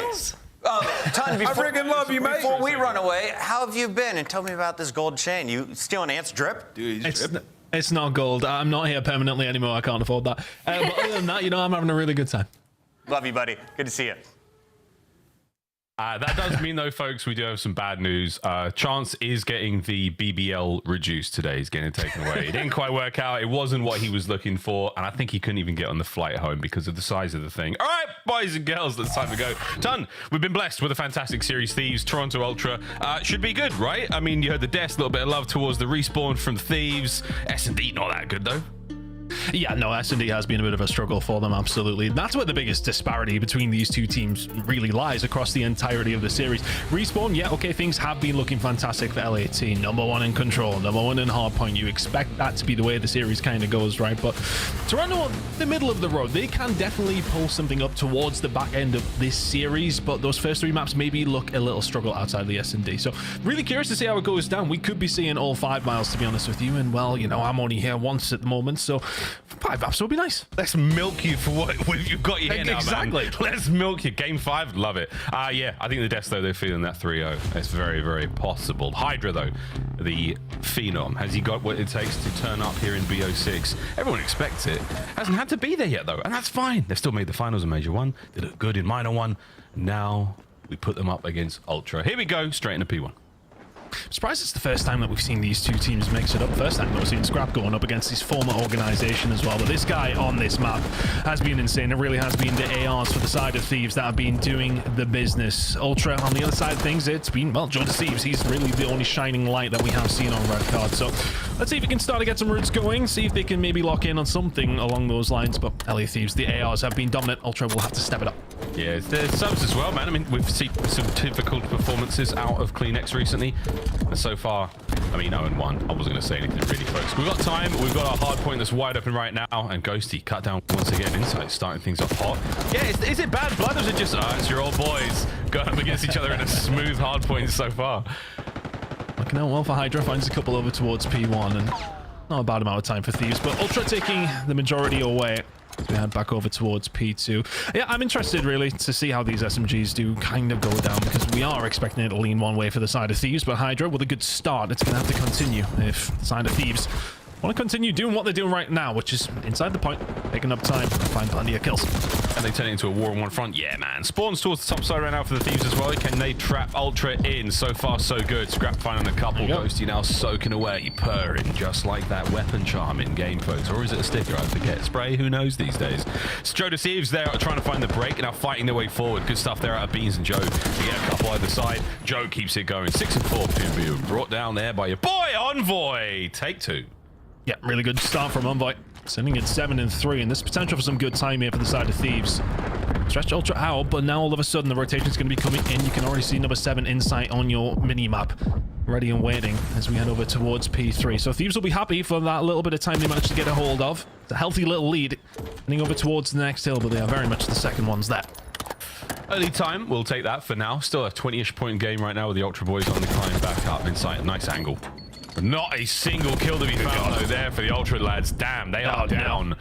Thieves, an immaculate break, trapped in the back now. Ultra, good luck, have fun with this one. The lead continues to grow. I mean, I was looking into a couple of stats before the game in terms of where things have been a struggle for Ultra overall in Hardpoint really has been their rotations, and where Thieves have been succeeding is their rotations. Case in point there, Hydra finds a couple, does break them up, and Ultra will find themselves a way back in. That's 20 seconds you give up that you really would have liked. 24 remaining here though. Ultra have found a breakthrough. Currently 2v2 on the side, but LA Thieves have found a closer spawn. See if they can find a break again. Still trying to get in there. Go on, son. Time for Ultra now on the way out. No way. Envoy picks those nearly 3 up. Rotation's done. Nice flip towards the very end there for the Thieves. You've got a little bit of a battle now to get out, but still ample time. Very, very healthy chunk of time gained on both 2 and 3 in our points. Setting up for new. Big wrap here from Hydra. That could cause damage soon, and there it is. That might be the dagger on this setup. Beans v Scrap. Wild little sprints here. And hey, man, no one's running EQ. You can't hit these footsteps. We'll have to maybe talk to Beans about that after last year, but here we are. Thieves trying to find a way through. A couple of kills over towards the Plaid side. They do manage to get inside, just holding tight, but Beans holding tight with him. They've done a really good job here, considering the kills and where they went previously. Can they hold it down? It's the worst gunfight we've seen in a while, but Hydra will just eventually take that one away. Big kill for Thieves to find. They can maybe put the pressure on now. What is with this map and long gunfights, folks? That was a full clip and a pistol. The last one there from Hydra gets it. Still holding on though, Ultra. You got the lead now, boys. This is fantastic. Rotation's on. Insight's about to run into a whole load of Thieves. Not quite 100 of them, but at least 1 for now. Scrap Hydra get theirs respectfully, and that's going to be a very safe looking rotation. New hard point's going to be yours. Joe, check your corner. Good man. Finds an Envoy. Can they manage to get something with this? Because honestly, it hasn't necessarily been holds that have been the end of the world for the side of Toronto Ultra. It really has been those rotations. But again, they're second best when it does come down to these opening engagements, and that's going to make them suffer once more. They do find themselves in the lead here, but it feels like it's been scrap time for the most part. They give a good amount of time over towards the stage hill, but other than that, it really has been Thieves doing a good job. But Beans finds another 2. He's finding important kills here, Miles, and he's going to find a break for Toronto Ultra. 30 seconds to play for. Could be their first decent lead of the entire map. Yeah, really nice break as well. I mean, you play it a little slow. You let the Thieves make the mistakes. They fly forward into the gunfights, and this time round, though, Thieves, they don't play it slow whatsoever. They go right through the front. Hydra, the last man left alive right now, and he's on the hunt here. Inside catches a couple out, and lovely work. Ultra, good comms. Dealing with business so far, and going into the second set, it's a narrow lead for the Toronto team. Yeah, they'll be happy with that though, right? I think, you know, you're coming into it. You didn't necessarily win some of the rotations, which we thought was going to be their biggest issue. Well, like you do get beaten to the punch a couple of times. You find yourself in a decent spot, and this is up against one of the best teams in the game as far as respawn goes. And right now, it's an even game. Even game as well. Well, we're going to be looking at P1 soaking away here. The Thieves, they've got a nice start. Ultra, let's go for listening with you guys. One ticket. Ghosty, really weak on the low car. One more in our... red. One bullet. Red doors. Went fast. Middle, in the middle time dead. He's up nice. 4. One more. Arse attack. Now we... Nice shit. One's already in the elevator, one's the ticket. They're ticket and red door. Come on, close already. They're ticket. Red door, Ticket. That's the time, dead. Ticket, dead. Absolute red head. Dead. Shit. Someone's dead, left. Get this one base, Steve. I'm blocking. Plants blocking. Punch up. I blocked, don't worry. Red still. Weak. And low. Low goal on the plat. Check as well, boys. Oh, not pinch. Low goal. There's a plat. Still plat. Low goal. Pinch dead. Nice. I'll get time, Joe. You have time? Hey, top. Just jump out. Red alley. I'll get time. Nice. I'll get trivia time. I'm looking for one, bro. Mid already goes the. Let's see if it arches. Look at top. Give full pinch me. Red right. One full pinch for a sec. Give me the doors. Yeah, give me two pinch. 2 on 5 doors. Five doors. I'm getting time. Red alley, hit time. Yo, one more archer. Hedge. Nice. Last guy stage, probably. Still. He's got block, right? Nice, Joe. Top stage, one shot, Joe. One front time. Hot dog stage. Stage. Just high. Go. Absolute go. Oh, dead. Stage. Absolute, bro. You run away stage. Yeah, look this one up. That's it, Rostam. Lay back up. Revenue still. We top. Yeah, there's time. Red alley, you guys, okay? Dead. Nice. I got bro. Red windows, back time. And red alley. Red alley scrap now, man. Are you alive? Oh, go see. So I can sort that. We're gonna spawn out. Great comms, all bases covered. Ultra, now with a decent lead. Thieves, you got the row, boys. Let's have a listen with you. Kobe, one bullet. Oh, one, you ran away. Ambulance, guys. And John. Inside on time. Ambulance. Low drive, low spiral. No, he had outer. Jamie was paid mode, too. Was ambulance, okay? 2 on time. 2 on outer, dude. 2 on time, already spiral. I know. I'm coming outer with you. Outer. I can help you. I'm here with you, Dill. One time, yeah. One Kobe. Down outer. 2 of them. Spiral. Yeah, 2 there. 2 on time. Nice job. They're gonna be in spiral. Yeah, spiral. Spiral on time. I'm gonna be here, probably. Alright, let me there. Nice. Play on our side. Nice. Up us. Our side beans. And payphone. Our side beans, 1 bullet. Oh, he's in that last stop. I needed the hill. He's stuck. Dead on hill. Nice. Flip. Missing one inside. Missing inside. Yeah, inside probably spawning. Inside is mid globe. They could have all stuck the spawn, by the way. Mid globe backed up. He's stunned. No. They spawn out. She's spawn up. On the globe.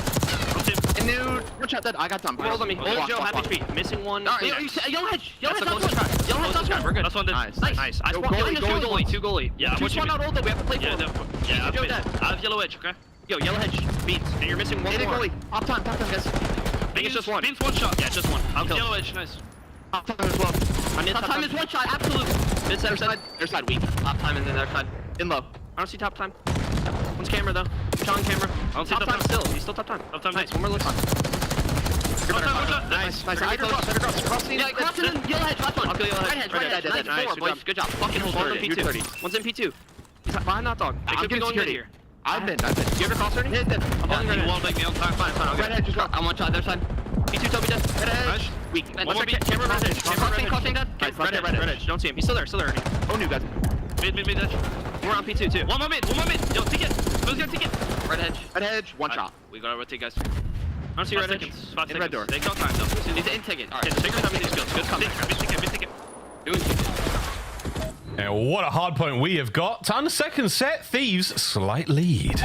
Yeah, starting to come back into it, but if it wasn't of the heroics of Joe Deceives, then it's 34 and 27. You're looking over towards these teams. I was looking at Thieves and who's really running the show. I was talking about those ARs. Number 2 and number 3 Hardpoint KDs on this map belong to the 2 ARs on the side of LA Thieves. Number 1, though, as you're seeing in the scope in the top right corner, is currently Joe Deceives, and that is overall this season 34 and 28 in this game. He's really, I don't want to say carrying, but he's doing a sensational job for the side of Ultra so far, especially over towards P2. We've seen what he was doing. Can he continue, though? This is the first time it's felt like Thieves have been in the lead for a long time, Miles. But here we go. Joe Deceives in again. Can we have 3? Yes, we can. Joe finds the break and keeping it running. He's 38 and 28, running it up for Ultra. We said, hey, Joe, where you going with that gun in your hand? I'm going on a slight flank to pick up 3 and break the hard point. Nice 10 seconds there, gain towards the end. A very slight lead. Back over to P1. Shenanigans. Go on, son. Keep it going, Joe Deceives. Wow, what a run from him. 40th kill. It's a lot of work being done, and they just cannot seem to pin him down. Ghosty finally gets the job done. Trades are on point. Scrap's got the middle of the map, and what do you know, folks? Another P1 bang out. Here we go into the 3rd rotation. 6-point game. Everything as advertised. Joe and Beans doing well over towards P1, just trying to pick up what they can, but it's going to be about this P2 rotation coming in 35 seconds. But Ultra just bringing this one to the brink. If you're Thieves, though, they find a nice break there. That's going to be 30 seconds you can play for. Ultra could do with finding a little bit more positioning in the middle of the map here. Right now, this is free time for Thieves. Well, Joe's once again slipped in it. Scary moment though. Again, folks, whether the time in the Hardpoint's good enough. It's 1 minute and 8 seconds on the game clock. We are seeing more and more of these red card Hardpoints come down to time. See what happens here at P2. The last one was great for the Ultra. Thieves with a good time on P3. We'll see how this one goes. Joe's still battling through mid. Are these kills important ones? We'll let Envoy decide a little bit later on. 3 dead there though for the Thieves. Time now for the Ultra boys. Joe sitting at 44 and 31. It's absurd. We'll need to keep it up though. We've seen him previously on this hill, Miles. He really was performing. Oh, here we go again. Envoy will be done with this. No way that he snaps on the Ghosty. My goodness, Joe deceives. And that's 45 seconds up for offer.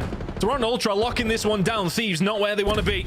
Better than never, man. Look at that game time as well. Look at the clock. We're running it up. Kleenex staying alive. Here we go. Hardpoint still good. Joe putting in the work with both weapons. Damage dealt though, and it's going to be the trade battle ending. And oh no, it's even Stevens. Last man left alive on the point scrap. Trying to find some time. Reinforcements and the pinch here from Ultra. Trying not to let this get too wild and too crazy. A very close game still. They're looking towards P3. Ton and Ultra are there as well.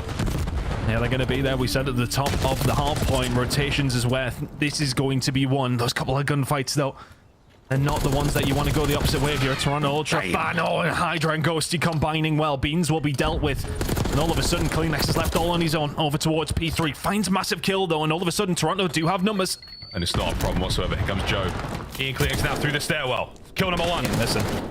Not missing at all. His teammates have picked up the other. So what a late break. A fantastic moment here. Got to cover all bases, though. Quickly spread out. Don't let anything too wild and crazy happen. Kleenex on the slide. Keeping the time going. Joe's upstairs covered. A big win through the front from Hydra. Can they get the trade? No, you're inside it. And once again, it's Colchester's finest. It's Beans on the time.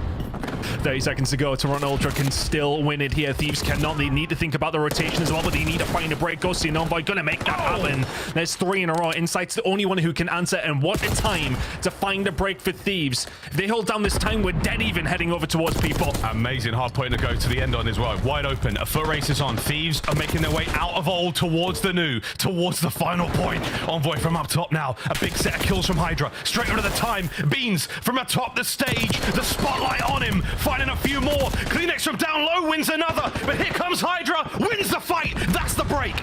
There's the break with only 15 seconds to play for here for the side as Thieves. You are not far away, but one break from Ultra will win them the game. Right now, Envoy and Scrap, they're cooking together. They're only 5 seconds away, Miles. They gotta go. Gotta get going, and the coverage is there. It's all good. Last few moments now to slide in. And what an opening Hardpoint. The LA Thieves breathe a big old sigh of relief after that map 1 came down to the wire. Oh, that's gotta sting for Ultra, though. You're going up against the #1 Hardpoint team in the game, though, and you have thrown them all the way to a 5-point game. An absolute cracker to kick things off, but I mean, it was all about that P3, right? We've seen the rotation come in, Ultra holding it down, but it's Envoy and Hydra who find 3 kills between them. They find the break, they stop Ultra winning it, and go a step further towards the stage and close it out over towards P4. And look, we were heading into this series, Miles, sort of thinking to ourselves, this is probably going to be an LA Thieves win. They're 5-0 currently, now 6-0 on red card Hardpoint. But at the same time, we probably didn't expect it to go as close as that did. What a game between these two. Joe deceives 1 off the 50. Oh, we have the last few moments of the Hardpoint. I say last moment, 65 seconds, folks. This is the way it all went down. And we saw Ghosty popping off in the in-game chat there towards the end, screaming at his screen, what's going on, what's going on. I would wager the entire beard, actually all the hair on my head, that he was talking about the amount of kills that Joe got and how, oh, what are you doing, Joe? Well done for getting all those kills. You still lost the game. I would honestly wager every hair on my entire head, that's what he was talking about. It's just the flavor of the month right now. His kills do not necessarily pay the bills, especially at this level. I mean, it shows, doesn't it? That comes kind of down to what we were saying about Thieves and how efficient they can be. How about it's about these rotations when they get there, they're so good at holding it as well. It's efficiency when it comes down to it. And they were super efficient, especially towards the end. I want to say they were a little shaky throughout the first couple of rotations. They were keeping pace, though, and when it came down to these last 2 hills and just finding that break and making the most of it and then finding these kills over towards P4. This is a big gunfight where Hydra wins that, then all of a sudden it's a mountain to climb for Toronto Ultra. Yeah, okay, you may well be only 8 seconds away, but getting Hydra out of there, Envoy with the cutoffs, I mean, this just keeps the pressure on. You know exactly what they're doing from this stage onwards, and Ghosty and Code know exactly where everybody's coming from. So good job from Thieves. Really did clutch up over towards the backside of that game, but you're very right, kills do not necessarily mean wins. big numbers from Joe Deceives, but unable to convert it into the big one that you need, and that's the map win. That is the map win. Well, Daniel, what were you saying? I'm pretty sure he's hitting the in-game chat key as well. There we go. A very exciting red card. Back and forth indeed. Very, very tight between both our teams. And again, in the end, it just comes down to 1 or 2 moments. You don't win the rotation necessarily. And that hard point, the stage hard point, I mean, it's a wide open point. It's so, the lines to get into that point are wide open. You've got a couple of sweet spots to cover, but that is about it. And even then, the hard point itself is so bangable. You know, very, very difficult place to be in Thieves. Perfect setup, perfect timing. 250, 242, folks. We told you it was going to be good. But do not take your shoe, well, don't put your shoes back on yet, folks. We're still staying on red card here for S&D. Protocol, we have to get to that. But, Tony, S&D, not been absolutely sensational for the Thieves. Ultra a little bit better. But this could be a tie-up moment in the series. I mean, as I said at the top, when we're talking about the maps and modes between these two teams, okay, Toronto are kind of middle of the road when it comes down to their respawns, but when it comes down to S&D, they're number 1. For the side of Thieves, they're towards the lower side, just the number 10 ranked team overall in Search and Destroy. So this one you would think is maybe a little more clear-cut than we thought the red card hardpoint was going to be. So now we head into an S&D. Are we expecting it to maybe be a little bit more one-sided for the side of Toronto Ultra? You would think so, but based on what we see in map number 1, who bloody knows at this stage, man? We can only talk about stats so much, but for them, look, Ultra yesterday in their game did what they needed to do, win the S&Ds, win the control to win the series. That is now looking likely to be their route to win this series in particular up against Thieves. So let's see if they can kick it off here with red card. As you said, we're staying there, but looking over towards the stats, yeah, their opening duels was something I was going to talk about. They've read my mind. It is a massive difference between these two teams. The conversion for Toronto Ultra is brilliant. For Thieves, it's not so great, and actually finding it is being difficult for Thieves and not so difficult for Toronto. So it's fully on these opening breaks. Thieves need to switch something up when it comes down to red card, search and destroy. In terms of those opening breaks, that's really where they have been suffering. We'll see if that does play out. Typically, the stats have not necessarily lied, but they do give a wonderful indication of where to look in these games. Fist bumps complete. Looks like we're getting ready to dive back in a red card, ladies and gents. We're going to be playing Search and Destroy this time round. Again, a top-tier throwdown. And that's a bad look for the Thieves. I mean, the idea that of all the teams you played, you beat Carolina, who was such a strong Search and Destroy squad, is amazing. But losing to Vegas and a double dip there to Atlanta Face, sorry. I mean, that's a good one for the Thieves. Look, you're not looking that bad, but the fact that you beat Ravens is still amazing to me. But hey, whatever, dude. We'll see how this one goes. Ultra, though, a strong squad when it comes to the mode. Let's see if they can keep it going. On board with Mr. Killman himself, it's Jojo, who's got himself the bomb too. Let's see if we can find something.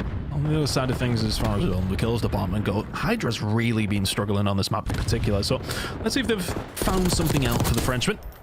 Like, oh my goodness me, I mean, Beans is going to find just the tail end of Scrap and take it off. My goodness. The beamer across the map, Scrap's dealt with. There's the opening bloods we said are an issue for Thieves. Oh, look at that. Breach and clear. Totally take control of the B-bomb site. Hydra in the back, though. Gone. Beans eliminates. So now a 4v1. Ghosty, the only man up here to try to make anything happen. Doesn't have any fragmentation devices to work with. Yeah, he's going to be going in with nothing but his aims. He did his very good. Well, he did his best. I suppose it wasn't great. He did his best. But Ultra, good stuff, man. I mean, opening that B-bomb site wide open, the old bait and switch, damage in early, everything looking good. Beans with that opening take that. Those kind of gunfights I take in ranked play, and I'd be complaining severely to my screen. I'd be calling them terrible things. But at the same time, it's fantastic shots. And again, that kind of thing is creeping up immediately in round number 1. That first blood goes Ultra's way. They make sure they convert it, though. Being so good at doing that. 5-2 on S&D red card across the season, and that's a good start for them. Thieves now on the attacking side. Let's see if they can get something going. Scrap got blooded last time. Let's see if he can turn this one around in round number 2. Oh, rat-a-tat-tat across the long lines of sight by the A-bomb site. Ultra will be hopefully quick to forget the way the last hard point ended as they try to lock down this side of the map. Thieves, you're going in. You got Scrap lining weight towards the back line, not making sure that anyone gets through mid. But for now, Ultra are not taking too much of a bait. And Kleenex holding his breath, hoping the Hydra doesn't notice him. Here he comes. This is just something that Toby's so good at. Kleenex finds it on a ghosty. And all of a sudden, Hydra's going to have to be on a swivel, and Insight's going to move forward, or is going to try to. Then Envoy's there to cut it open, and oh my goodness me, sensational teamwork from LA Thieves. because you think Cleanex in that position is just going to disrupt the entire round, but all of a sudden Joe Deceives is left on 1 versus 3, and that hasn't happened. That's not bad. Oh, good effort on the first. Can't get away with his life, though, Thieves. Yeah, immaculate, you know, working together at the right time. Scrap wins a big 1v1 and Beans in the middle of the map, and the rest of the lads clean up the A-bomb site. No need to get the plant this time round. But a nice slow round, man. I mean, difficult situation for Cleanex as well. He does get the freebie on the player beneath stage, but peeking out towards the bomb site, you're just so obvious there. It's not a lot you can do. Well, I think it kind of happens, unfortunately, for him, though. He thinks Insight's going to be there for the potential trade. You could already see that he was on his way over from the goal, but he gets there and immediately gets picked by Envoy, so then it's just a free pickup on Cleanex and on Insight. From there, you kind of fall apart. Big gunfight one in the middle of the map. I believe it was from Scrap as well. So making sure that win their gummies there for the side of Thieves at the right time. Ends the round in their favor. But another first blood over towards the side of Toronto Ultra. Let's keep an eye on that one. Is this about to be another ghosty? No, will get away with his life. Just about being butted up from pretty much everywhere here. Somehow surviving. He's still good, though, and it's tasty. It gets buttered up, but it's still delicious work. And that is back and forth. Nice work again. The LA Thieves, they do go down a man there at the end of the trade. So here you go. Insight catches Scrap on the hop. Lovely stuff. Will not be traded out, and now it comes down to Envoy. 1v3. Not impossible in a map like Røkkr. You can isolate those fights, but not when Ultra say, hold hands, chaps. Everyone together. Not in a terrible position, but a bomb going down now, choosing the wrong direction. If he gets there quickly and finds Beans, then maybe it could be on the cards, but wide open. Jackal's solid, don't get me wrong, but this is a tough situation. He's gonna bang the glass. Yeah, here we go. It's on, and it's Insight in the back line. As steady as ever. Ultra take the lead. Good job from Insight. I think finding 3 in that round.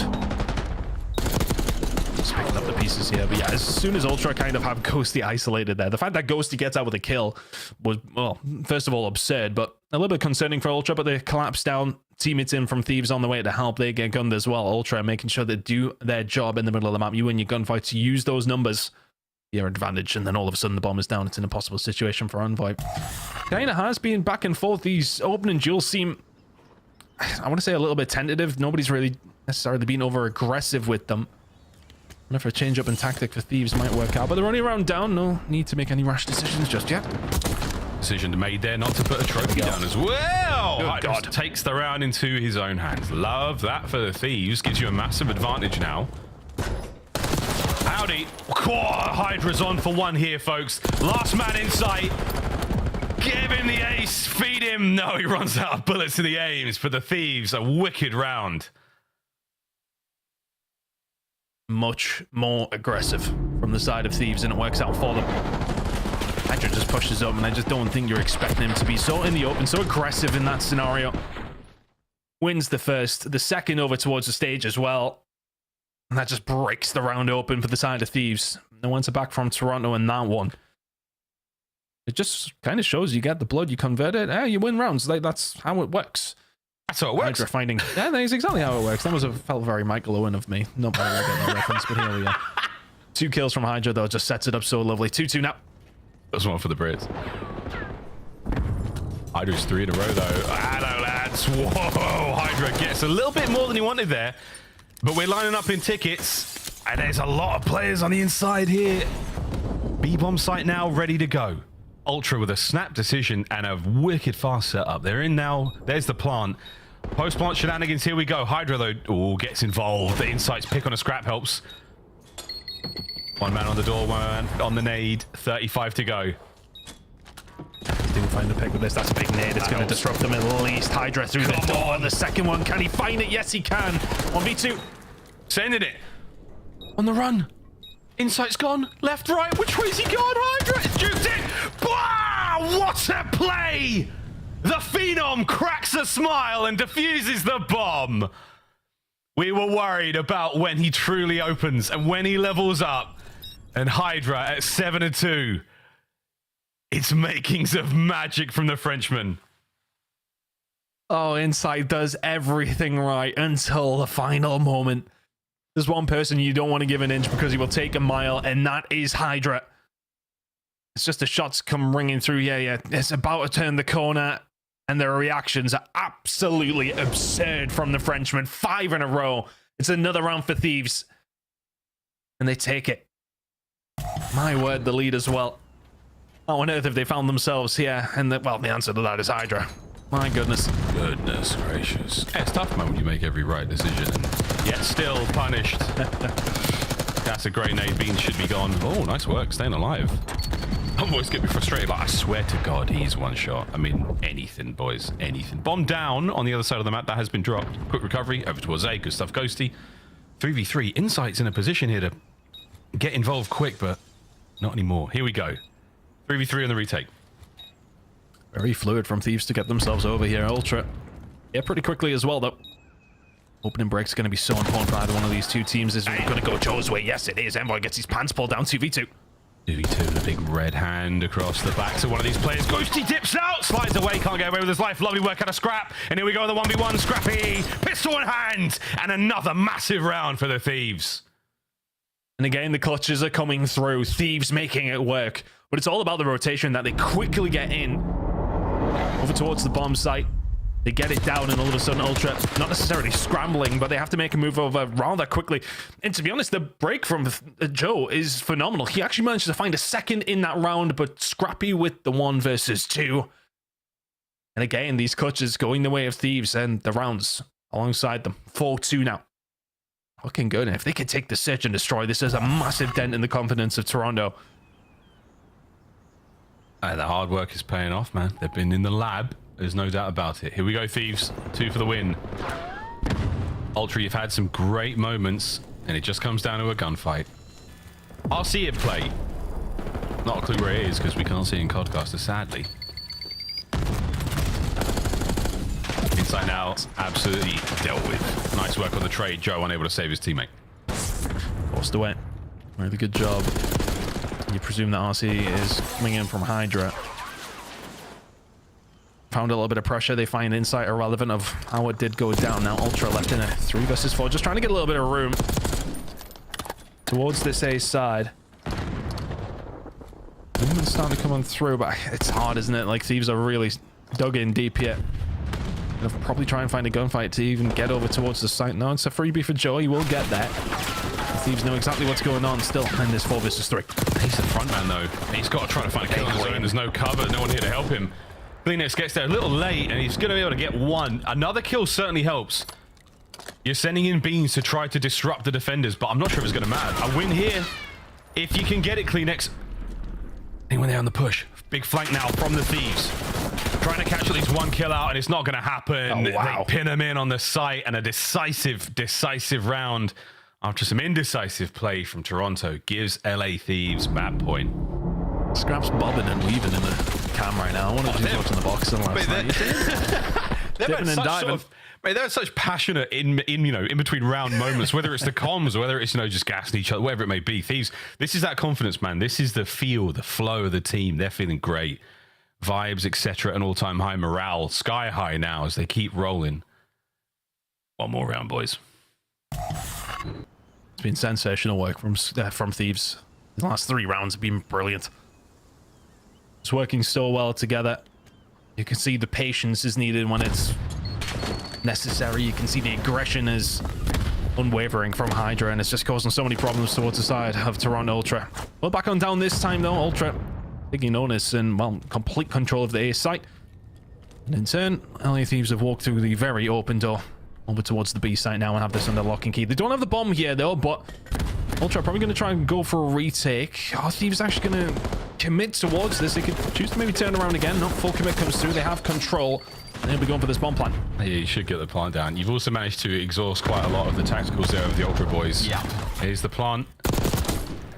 Hydra wins the battle on the flank, so that opens up everything towards the front line. The 3 remaining members of Ultra now trying to breach through the 2 sets of double doors, and it's not going to happen. Envoy with a perfect attack forward. The last man left alive in sight, and that is that. The LA Thieves take it to Toronto in Search and Destroy. Ridiculous performance from the side of LA Thieves, and from Hydra especially. One of the worst KDs in the map, in the whole league, when it comes down to this map specifically. and sticks a couple of clutches and 10 plus kills on your forehead. It's a massive win for LA Thieves. They take this one away, and Toronto, yeah, okay, it's great to push them all the way in a hard point, but your bread and butter's your search and destroy. You get dealt with like that. 11-4 out with the Frenchman. Big map win for LA Thieves. Yeah, the 1v3 scenario he finds himself at the B-bomb, that really was the decider. Insight makes all the right calls, and in the end just gets tapped with that Strider. That same thing again with Scrap versus Joe. Those fights were fantastic. I mean, it's funny, I'm thinking about this again. Joe was on Thieves last year as well. It's just such a funny back and forth between these sort of squads. Either way, man, a lovely series so far. Search and Destroy nowhere near as close as the opening Hardpoint was, but that's it, folks. Red card is now done. Control will be the next map we play on Protocol. Of course, that's going to be a lot of fun as well. Tony, that's it from you and I. We're going to put our feet up and enjoy the next segment from the desks. Are we drawing conclusions? Are we doing that fun little box game? What are we doing, guys? It's the highlight of the show for everybody, and I'm really excited to talk about this Search and Destroy. 5 first bloods for LA Thieves. Of the 8, they take the search, and we were wondering who had the edge in Hardpoint. Said it was going to be LA Thieves. Thought Search's edge could go to Toronto. Not so much. Not so much. When it comes to this S&D for me, I just think I love the way LA Thieves have been approaching it recently. I mean, you literally saw it. I want to say it was like round 9, 8-ish. I'm not good numbers. It doesn't matter. It was when Toronto was making over towards the B side, and Hydra's just sitting in office, and Toronto didn't even attempt to try and find any information there. They didn't throw any tacticals, didn't put any bodies there. What happens to Insight? He gets in a 1v1, tries to buy a new angle. That allows Hydra to fly out and get the freebie first blood and then go on with their round with man up. So LA Thieves just approaching the game in a much better way right now. Yeah, I think a lot of teams are going to start vetoing red card against Thieves, potentially both game modes. It just caters so well to the playstyle and the composition of this roster.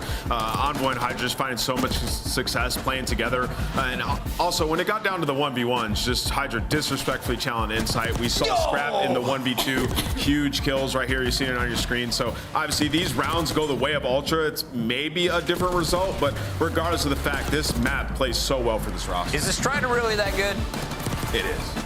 And also, like, to a point of, like, they're just allowing the plant way too much on the side of Toronto Ultra, and that's been their biggest thing. They went from a top 2 defensive search and destroy team to now bottom 10 in the league. They are the worst retake team that we've had during this split, and I feel like they got really exploited by LA Thieves during this matchup. LA Thieves really having to use the restroom during that matchup. They got their break, and while they're taking that break, Nameless, let's go ahead and take a look at some conclusions that were drawn throughout this hard point. Why was it an 8-point difference? Yeah, we're going to talk about the end of this HP, and golly, man, this is a heartbreaker if you're an Ultra fan, more specifically a Joe Deceives fan, because he was having an incredible game, and I just think it just got too heated up at the end. So let's jump into this last hill. We're going to play it a little bit and talk about like what happens here. Thieves had just bullied in through the front, and you see right now Ultra's like, okay, they can't win on this hill, so what are we going to do? We're going to try to like have a couple people sitting over towards stage and hold it, and Joe Deceives is pushing up trying to find a kill on rotation. But I want you guys to know the sponsors. You can spawn here,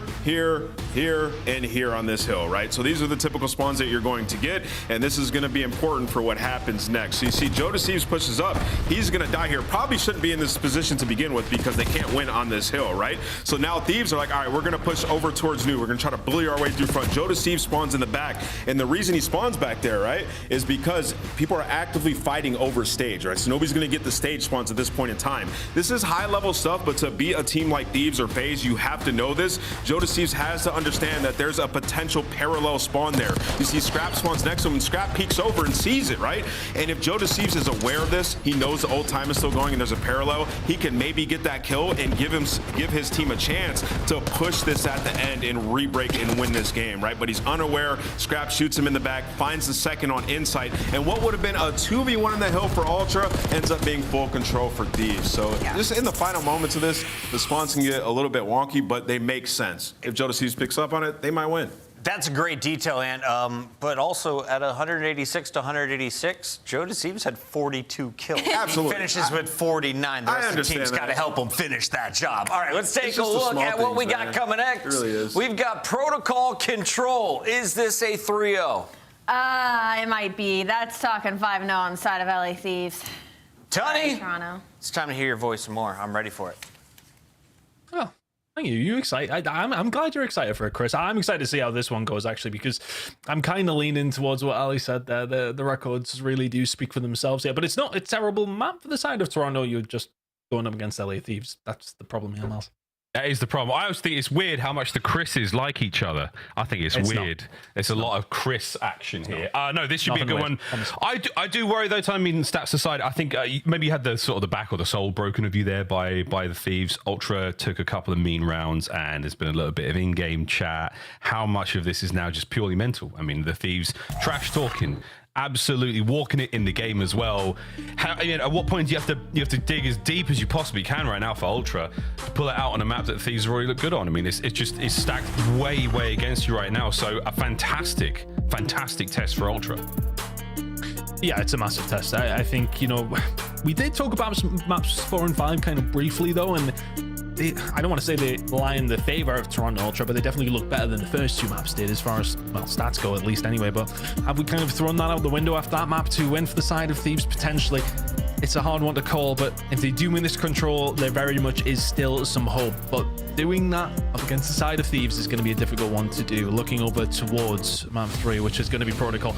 As mentioned, LA Thieves sitting at 5-0 specifically on this map. Overall in Control, as you can see on your screens, the #1 team in the game, winning their last 3. But for me, this one, we did briefly just see it. It's going to come down to these defensive rounds. For Toronto, they only really have one stat that they are the #1 in Control, and that is defensive round win percentage. LA Thieves aren't far behind them because their strength in particular is attacking round. So it's going to come down to it. This is probably going to go all 5 potentially. Let's see if Toronto Ultra can force it their way and, well, force that round number 5 to be a defensive side. I mean, the attacking rounds have been the key as of recent in the COD League. But again, these trends do shift and flow around. Here we go. The early attack now for the boys of Ultra. Joe's going to be in there, soaking away. Back to good old faithful. This is the position we're going to be in right now if you're on offense. And that's not the kind of gunfight you want to take. That's a big one out of Envoy. Scrap's going to do what he can to push this one back, but Kleenex on 5 HP buys time for Beans to get into the play. Hydra on the other side of the board, though. Now he's the thorn in the back of Ultra, and literally in the back, Joe is shot.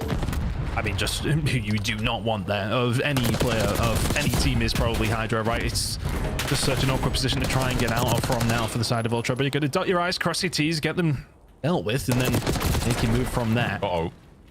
Can't do much though when you're getting good like this. Live zoning slightly in the favor of Thieves, but it feels like the map positioning just lies in their favor right now. Tough one for Ultra. You got Envoy well pushed up. Happy place to be right now. Ghosty at least picked out a gun, so you got a tiny window. Isolate the next few fights, take care of these players. Envoy! Pants have been shat! Oh! Hydra's involved as well. 45 to go, and the LA Thieves, for a moment there was an iron grip around the throat of Ultra. And not a kink shame in sight. They've now pushed out. They've found their form. Takes one decent break back though, right? Find a couple of kills. You get a little bit more control. Starting to assert your well. I mean, somebody who is really asserting himself is Envoy right now. He managed to find one. Can't find anything else. He gets picked apart. Now all of a sudden, Thieves don't have anyone in advanced position. Hydra's being hunted, and well, are you ever really hunting him? Kleenex will be taken down. Ghosty will find another. Progress though, ticking over very nicely for Ultra. Beans finding 2 in the middle could be big, but Scrap is there again. These just seem to be disrupting Ultra at every single turn. They will get a hold of A, but not without a lot of damage being done. Scrap just trying to survive here. He's still going. Eventually gets cleaned up. A 13v11 in the favor of Toronto Ultra, making a move over towards B now, but Thieves not in a bad spot. Uh-oh. Not in a bad spot. They've just been picked out. There we go. Kleenex and Beans. We're thinking that the LA Thieves were the Dom, but right now they are the sub. And I'm not talking machine gun, boys and girls. Will there be a safe word?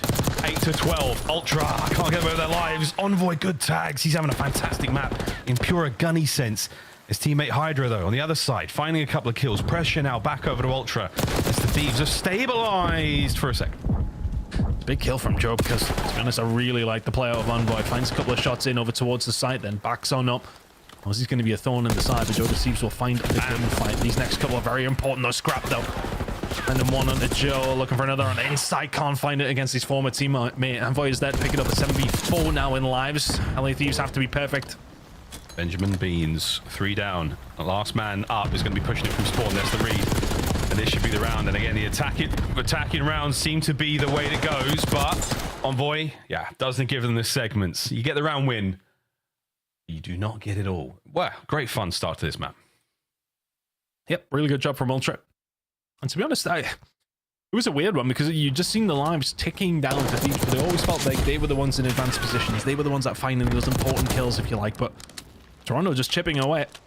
really good job on the attacking side. As you mentioned, attacking rounds obviously have been the favored side of things when it does come down to protocol, but for Toronto, their defensive round wins have been paramount to any sort of success that they have had on Control. A little bit more difficult to do on this map, but if they can lock in what they are good at here, they're in a really good spot to close out the map and extend this series. I feel like you get one and you've basically won the map, but we'll see. Thieves are a team full of surprises. Our superstars have yet to truly disappoint us. Over the way we go. Great start there from both squads. A nice set of trades. Even Stevens still beans. Tips it in favor. Scrap right back at it. So no true advantage just yet. And a sneaky insight brings his aims to the bottom side of Trips. Doesn't get anything out of it though. Envoy with a perfect reads right in off spawn. An ambitious play from Jacob Craven. Yeah, that's not the kind of player that you necessarily want up there. But at the same time, he'll probably give you some stick for saying that. But I think Joe or Kleenex in that position yet. Talking about a dangerous proposition for the side of Thieves. But irrelevant of that, still have some pressure here with Joe now pushed up before men dead momentarily. LA Thieves can now start moving. They have the advantage in terms of lives, map control, and control over the A site. Starting to get those ticks in now. First one's on its way, and Hydra in a really, really dangerous position. He's about to come around from the back of two of them. And there you go, 4 dead again. LA Thieves making light work of Ultra here. Yeah, they're not even necessarily in the spawn kill setup. But over to B we go, and this is the last bastion of defense for Toronto Ultra here on the map. Beans keeping Ghosty tagged up. Nice work again on the trade front. No clear-cut advantage just yet. Massive win out of Scrap down low. That is brilliant. 4th kill in a row. And now you're in a little bit of hot water. And Hydra, he is the man at the stove. Joe putting that one to bed. Asks for takeout instead. I mean, Scrap just reading that second push that comes through. Makes such a big difference to the players who are hopefully looking to get a flank underway here for the side of Ultra. But now all of a sudden you're 7 lives down. The pressure is in. And now B Control entirely over towards the side of the LA Thieves. Got to find a break back if you're Ultra very, very quickly. Oh yeah, come on, it's a quick stack here. That's one segment on the way out. You don't want to lose the segments fight, or do you? You never know. We'll find out how this one goes in the end, but 15 of 7, continuing the capture here. Hydra dancing all over the shop. Can he take these next 2 members out? Oh, no need. He's going to slip out. Only for a moment. Defense holds, and the second segment doesn't get captured. The well-timed stun that deals with him. But Ultra have got to try and slow this one down, and Thieves are saying, nope, absolutely not. Wait. Consistent pace from Hydra. That second gunfight's ridiculous. 11v4 here in this attacking round. It's pretty much curtains for Ultra in a very, very fast one by the looks of things. Yeah, and it's going to be that, folks. Gonna get the capture. Hey! Last man down. Thieves. They get their attacking round as well. Now, who's going to throw to force the other team to get defense for round 5? That's my question. You want to slay them out. I mean, you have to win on kills. You don't want to. It's a weird one, man. It's such an odd situation to be in when these are attack heavy maps in Control. Yeah, it's tough. We'll keep an eye on the ticks and how it is going to lie, but we may have a little bit more of an awkward exchange over the next 2 rounds. I'm curious though if Thieves can kind of keep it up in what we've seen in their first defensive round. They're pushing up, finding kills, keeping them back, but I mean, that's 4 dead momentarily. Might give you a little bit of hope for the defensive round, though. Can you keep them back yet? Yeah, but this is it. This is what you wanted to the Thieves. Now, this is the first time we've really seen the team pushed up, and if a great immediate answer back from Ultra. It's saying, no, thank you, Scrap. No, thank you, Hydra. Our spawn is not open for business today. Envoy still trying to make a sneaky play down low where the A capture continues. We'll find the kill on the Scrap as well. We'll be able to advance forward himself. Can't find the second kill. Envoy still surviving, but only momentarily. So finding a little bit more presence for his team inside of Trips here now as Thieves again just trying to find that right behind, trying to slow them down as best they can. Kleenex as well doing the exact same thing. Gets a bit of bad timing on Ghosty, but all of a sudden that name capture is looking more and more likely. The kill's starting to come in from Thieves though. That was a clean 3 down, an insight on the tactical retreat. Tries to escape, can't get it done, and again, back and forth in the kills. 18 now, life count either side. Thanks for ruining that one for Ghosty.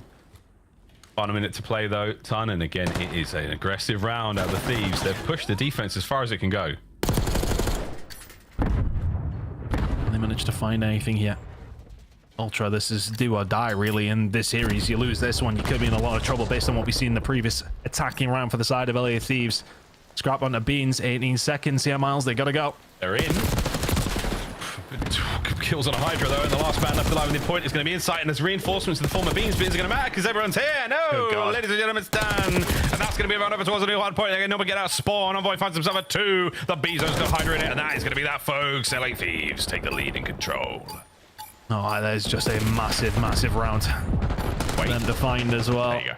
Yeah, can't find the break over towards it. Huge round for Thieves. And that really does put them in the driving seat now. And again, just such a nuisance team. When you get them inside of trips, they are just impossible to kill time and time again.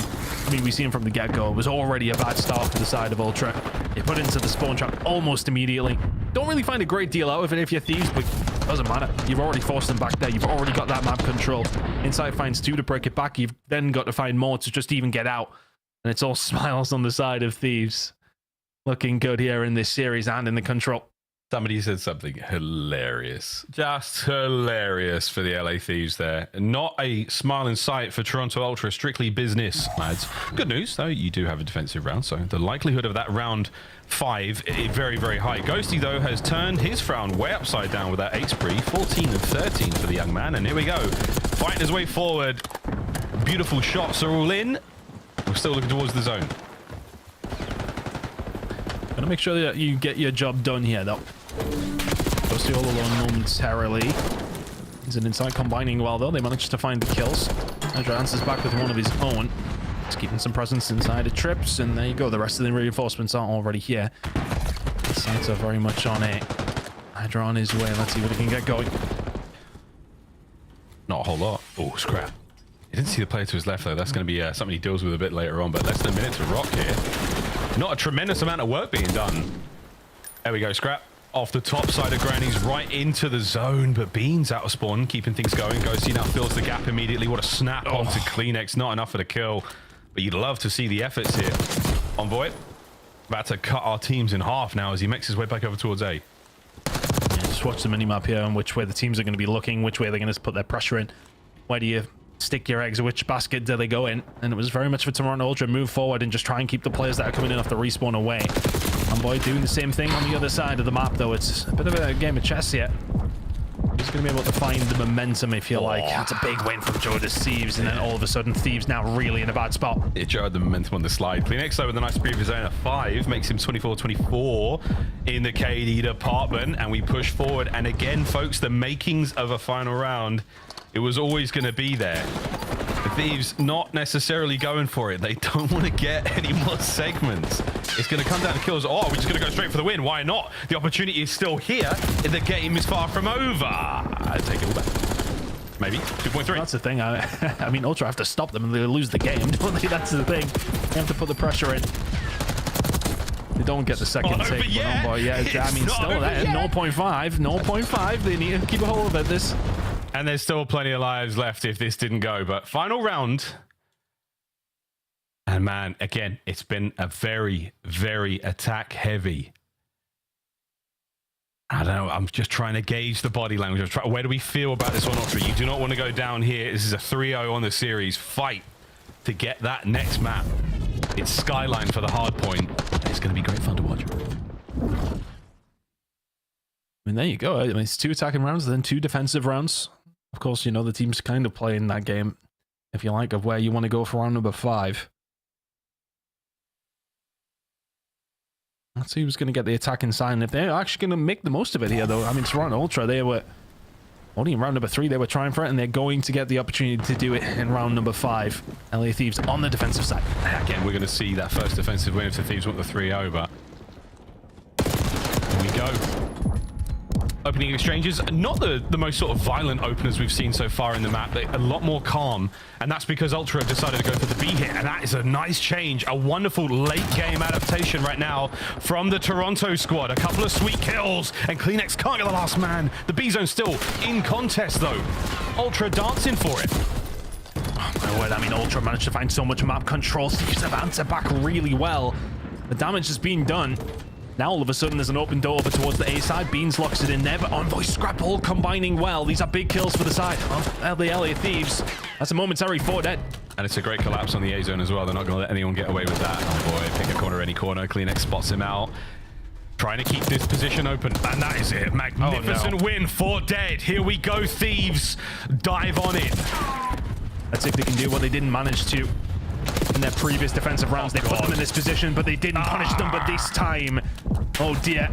It's worse than a smack bottom, Miles. This is 6 in a row now for Envoy. Yeah, it's not looking great. I mean, you've been sent to your room. Oh, they've taken away the Netflix passwords. That's it. What's next? You're not allowed to use your Uber account to go anywhere. I'm hurting the sponsors, presumably with calls like this, but you never know. This is huge work out of the LA Thieves. They are the daddies right now. 20-9 or 20-8 as Ghosty will find another kill, and then Joe deceives. It's looking all like Thieves now. 15 seconds to go. Ultra, you have to find a way through. Bang, son. That was wicked work once again. 20-3. The LA Thieves. It is far more than a smacked bottom. It is disgusting work. They were saving their best for last. My goodness. In the City of Angels, these Devils have just torn Toronto into pieces. Revenge for the hockey, wasn't it? GG's. Wow. Incredible work from the side of the Thieves, but Ultra. I mean, that's disappointing for them. 2 attacking rounds they lost there, by the way. That's a tough one to bear. You really don't get it going, in LA Thieves do what they want in round number 5, the 3-0 in their favor. I mean, the desk kind of called it. I thought we'd have a close one, but LA Thieves make it work. Search and Destroy was fantastic. Really good job on the control and the hardpoint, but that was as expected. But the Search and Destroy will be the talking point. Ultra back to the drawing board. Yeah, man. Again, it's a solid squad, but for them now, yeah, back to the drawing board indeed. The good news for Ultra, though, the next 2 games in the run towards the major are relatively easy, and then of course they do play Surge, so they've got a little bit of time to work themselves back into the swing of things and get that confidence back before they get over towards Dallas again. And man, just more than anything, our superstars though, the LA Thieves really did come out hot there. Slowish start in that red card hard point. Ultra definitely had their number there, at least, you know, bring them a good competition. But after that, a smackdown. Tunny, it was short-lived, but it was wonderful, mate. I'll see you in the green room. Okay. Take it away, Desk. Newcastle's great Christopher Tunn. Go drop him a follow on Twitter. In the meantime, we've got to talk about the speed match that was LA Thieves versus Toronto Ultra. And I think you nailed it. At the very end of this match, you said, man, I can't wait for the rematch of LA Thieves versus Atlanta. These two are on a different level. Yeah, I mean, it's those two and then the rest of the league. I mean, Toronto's a good team. They're a top 6 team. We expect them to be able to get some, you know, big wins over the course of the year, and Thieves just, like, destroyed them to close out this series. 2 defenses where we know, like, offense can be really good with the B zone being moved to top plat here, and just what do? You see Hydra slaying and then Envoys in your base catching fire. Ghosty Scrap, it's a crazy roster. I mean, yeah, when you talk about especially just control in general, like you talk about Toronto Ultra, they've gotten slightly better at it, but it hasn't been their strongest game mode. I'd like to see them try and work on Hacienda during this split because they have dropped to the worst attack team in the league. And when you're going up against top 3 defense teams like LA Thieves, you're gonna consistently get put into that box, into that spawn trap. I would have expected the exact same thing to happen on Vault. So Toronto Ultra, maybe working that map pool just a little bit. LA Thieves looking strong today. You know this match meant a lot to that guy. Envoy dropping a 40 bomb in the game 3. Trying to prove to everyone up in Toronto I was not the problem. Yeah, I mean, certainly not. The Envoy's insane at this game. He's been consistent to this point, and now Paco looks like he's finding his groove, and in the player camps, they're just having fun, man. And I don't think we'll be seeing protocol control again in a Thieves series. I would be banning that forever going forward. I mean, honestly, like, these might have been their 3 best maps that we just saw as well, so you got to take that into consideration, but they look so good. I need to know the lore of the tiers. Yeah, just boo-hoo, buddy. Like, cry me a river, bro. I don't care what went wrong for y'all.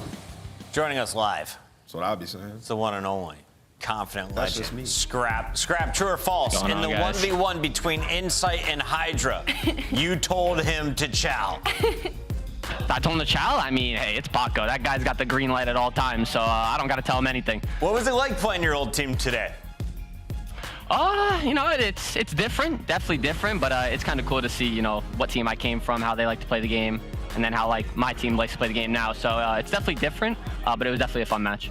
Scrap, do you think any teams come close to you in Atlanta FaZe right now? Because it feels like there's a giant separation. Online for sure. I mean, there's a bunch of them. You know, you probably put like 6 teams up there, but once LAN comes around, I don't know what happens. I think just like nerves come in, confidence goes down. Yeah. And like Major 1, it wasn't even close. I didn't really feel like any teams were close to us.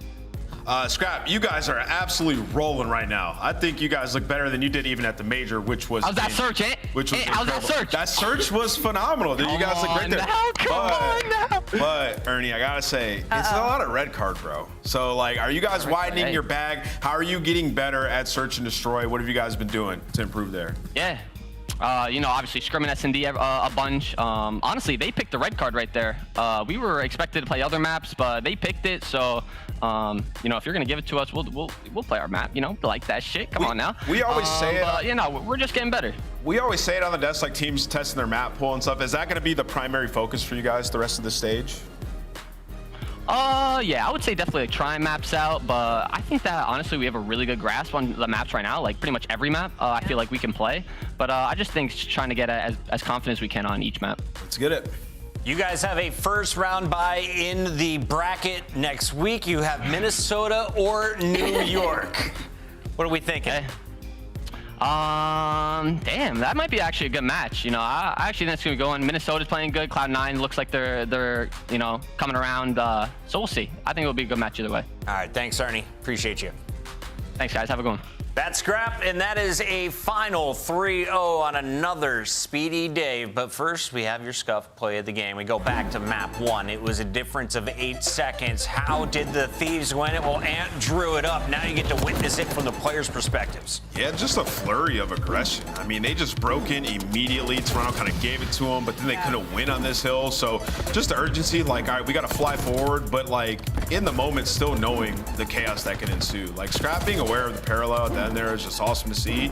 Picking up the kill on Joe Deceives and then just pretty much closing it out. Great plays all around by Thieves, and this is why they're the best respawn team in the world. Don't get it twisted. Toronto was close in this series, just not in the search.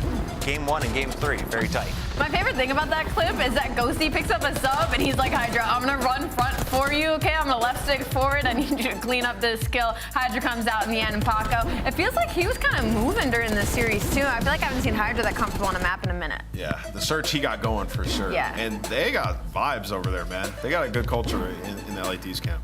6 games done. Dan Ghosty getting the team fired up. But LA Thieves are finished for now. When we come back, it's 2 teams looking for 10 more points. Boston looking to climb even higher before the minor, but it's Cloud9 New York desperate for points, currently in 10th.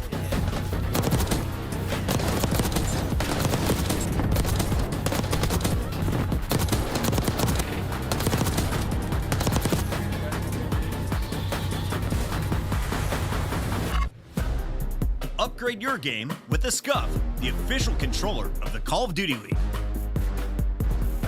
The Esports World Cup is an official partner of the Call of Duty League.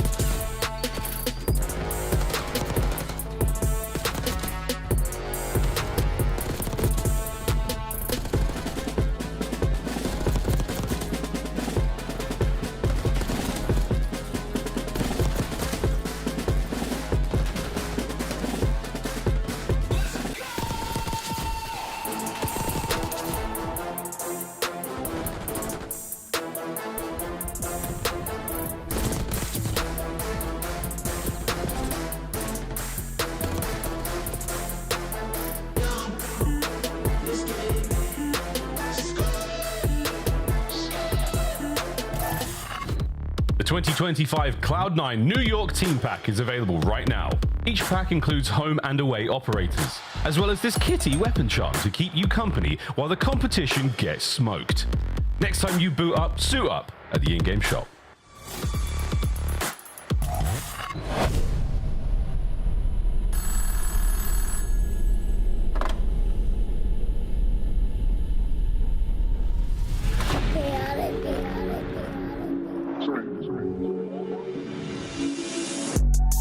Nah, for real.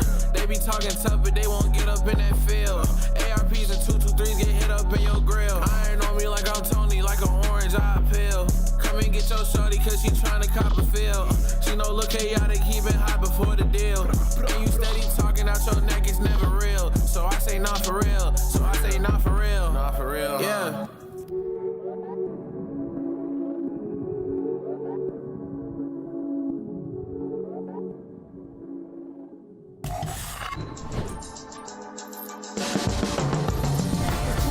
I was wide awake and laughing. The doctor didn't even have to slap me. Cut the cord 10 years later, I'm a prodigy. Got more letters on my name than the Ivy League. Now I'm an MVP, CEO, VIP. All the youngest want to be like me. Cause I walk like a champion. Double helix, Swiss pedigree. Call me Red One, everybody gaga. For me, fame monster. Sasquatch posture. Big footsteps to follow, so use caution. Never duplicated, imitated so often. Feast on opposition, that's why I stay flossing. If you want the noise, I can bring it.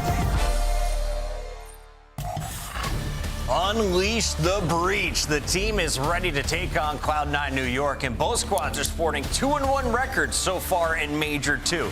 You have to think whoever wins this, good chance of finishing top 6 or at least in a winner's bracket come Major 2. Maybe. On the side of Boston Breach, though, when we talk about them, like, this could be a really tough matchup for them. This is one of those series where they could easily get caught slipping, coming off a Game 5 loss to Toronto Ultra, where S&D has not been their favorite. Let's talk about the breach here, because Toronto Ultra got 3-0'd by this Cloud9 team. So what do Cammy, Purge, Awakening, and Snoopy have to look out for today, and who is the star to watch? Last time you put the spotlight on Awakening. Yeah, the star is Snoopy. Obviously, I so love to big wake Purge all the time, but Snoopy's been unbelievable. I mean, you look at his statistics, like a 1.12 in Hardpoint on the season. They have an incredible map pool in that game mode. They're a top 4 HP team if you look at the season as a whole. Really, when they lose, though, it comes through the 2-3-5. That's what happens to them. Game 5 losses have been tough for them as of late. All right, Allie, what do they need to clean up?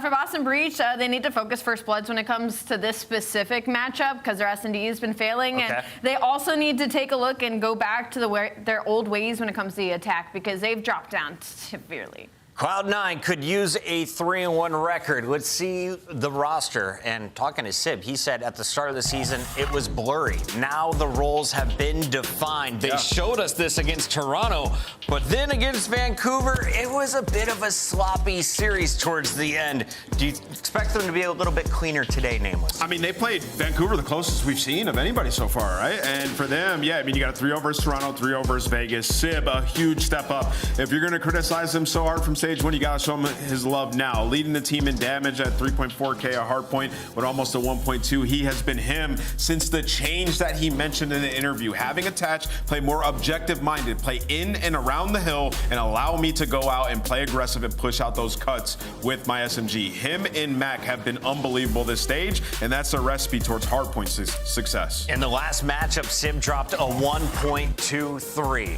Can he put up similar numbers against Cammy when he's been shooting the way he has? I don't see why not. Yeah. Maps and modes for the day, Allie. You tell me who's dropping the most kills in our first hard point of 2. I have a feeling we're going to see Game 5, so let's get all the way through a triple dose of Hacienda. That might be Purge if I'm looking at Hacienda map number 1, but I think this is a battle across the board for both of these teams. They have kind of mid-deep map pools where they're comfortable across the board, but they don't have anything that you can guarantee as a win. So I feel like both teams are comfortable with this map. You like the Purge pick, in? I want to go to kills first here. I'm going to go Snoopy, most kills. Hasi. Okay, keep going now. I just wanted to say the controls, whoever wins that wins the series to me. Both these teams have been so iffy in that game mode. And it's like question marks going in my head because all these guys in this lobby love playing for kills for the most part. So you would expect them to be good at control. I don't know what to do. Both teams got some 3-0s. Who's been hotter recently? This is a tough one, huh?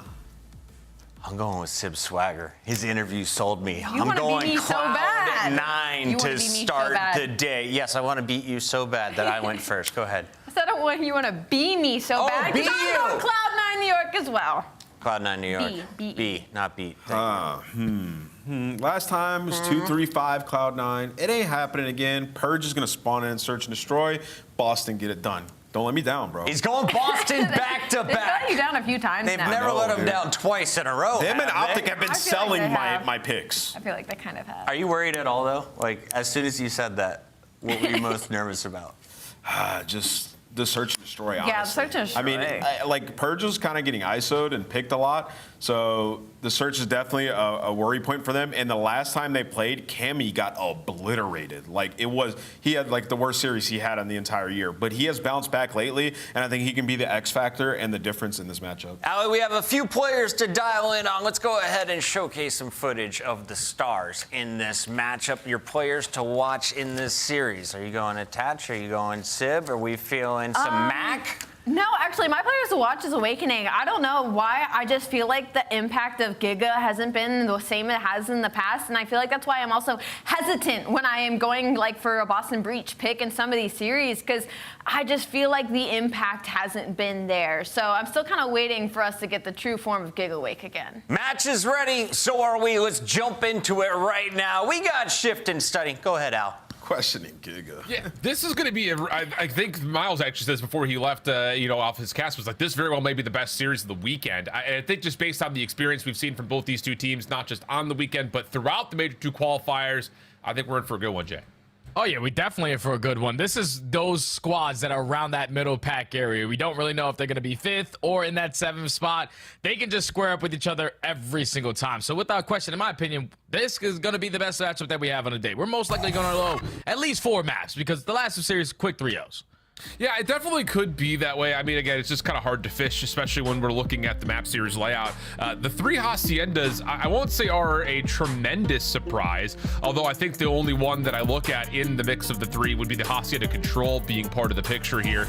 Some of that, I think, just off the fact that you see Vault was vetoed by Cloud9, and just based on Boston and how they played Protocol, the last 3 times they've played it, they're 0-3 in overall count when it comes to the map. So not good news there, but their Hacienda has also not necessarily been great either. So that's the one map that I think really kind of stands out like a sore thumb when you look at this from Boston's perspective. Otherwise, you look at this from Cloud9, is there anything on the map that you look at in particular and say, ooh, this could be treacherous ground for C9 New York?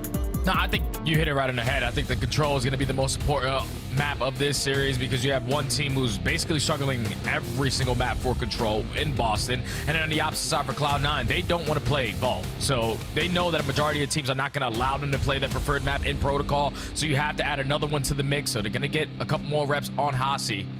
2-2 on it compared to 1-1, but we would get there once we touch down on map number 3. We're going to start off with the Hardpoint on Hasi and Hacienda Sandwich. But this one's going to be a fun one, Alan, because we've seen Cloud9 play it a couple times. They had some great series. They did a great job versus Vancouver on this map to force that game number 5. But Boston, they are also no slouches on this map either, so this is going to be a square. Yeah, Boston's played it every single series so far this Major 2 qualifiers. They're putting in the work, and it's paid off to this point. Only a 2-point loss to LAG, and that was in a near dramatic comeback fashion. So see how things unfold. Both of these 2 squads have definitely utilized this map in the past, but the average margin of victory for both teams has been about 20 points, so expect a barn burner here, although Cloud9 are off very quickly for first 4 kills going their way. That is the perfect start to Hasi. You're not spawning on the preferred side for that P2 rotation. You find the initial kill, and now you have found every single kill after that. Finally, Awakening is able to put one on the board, but Boston now forced to cut their losses. They get a couple players to spawn over towards well. Gonna think about that rotation early, but 30 seconds, maybe more, off of P1's a great start for C9. Yeah, 4-0 start for Kremp.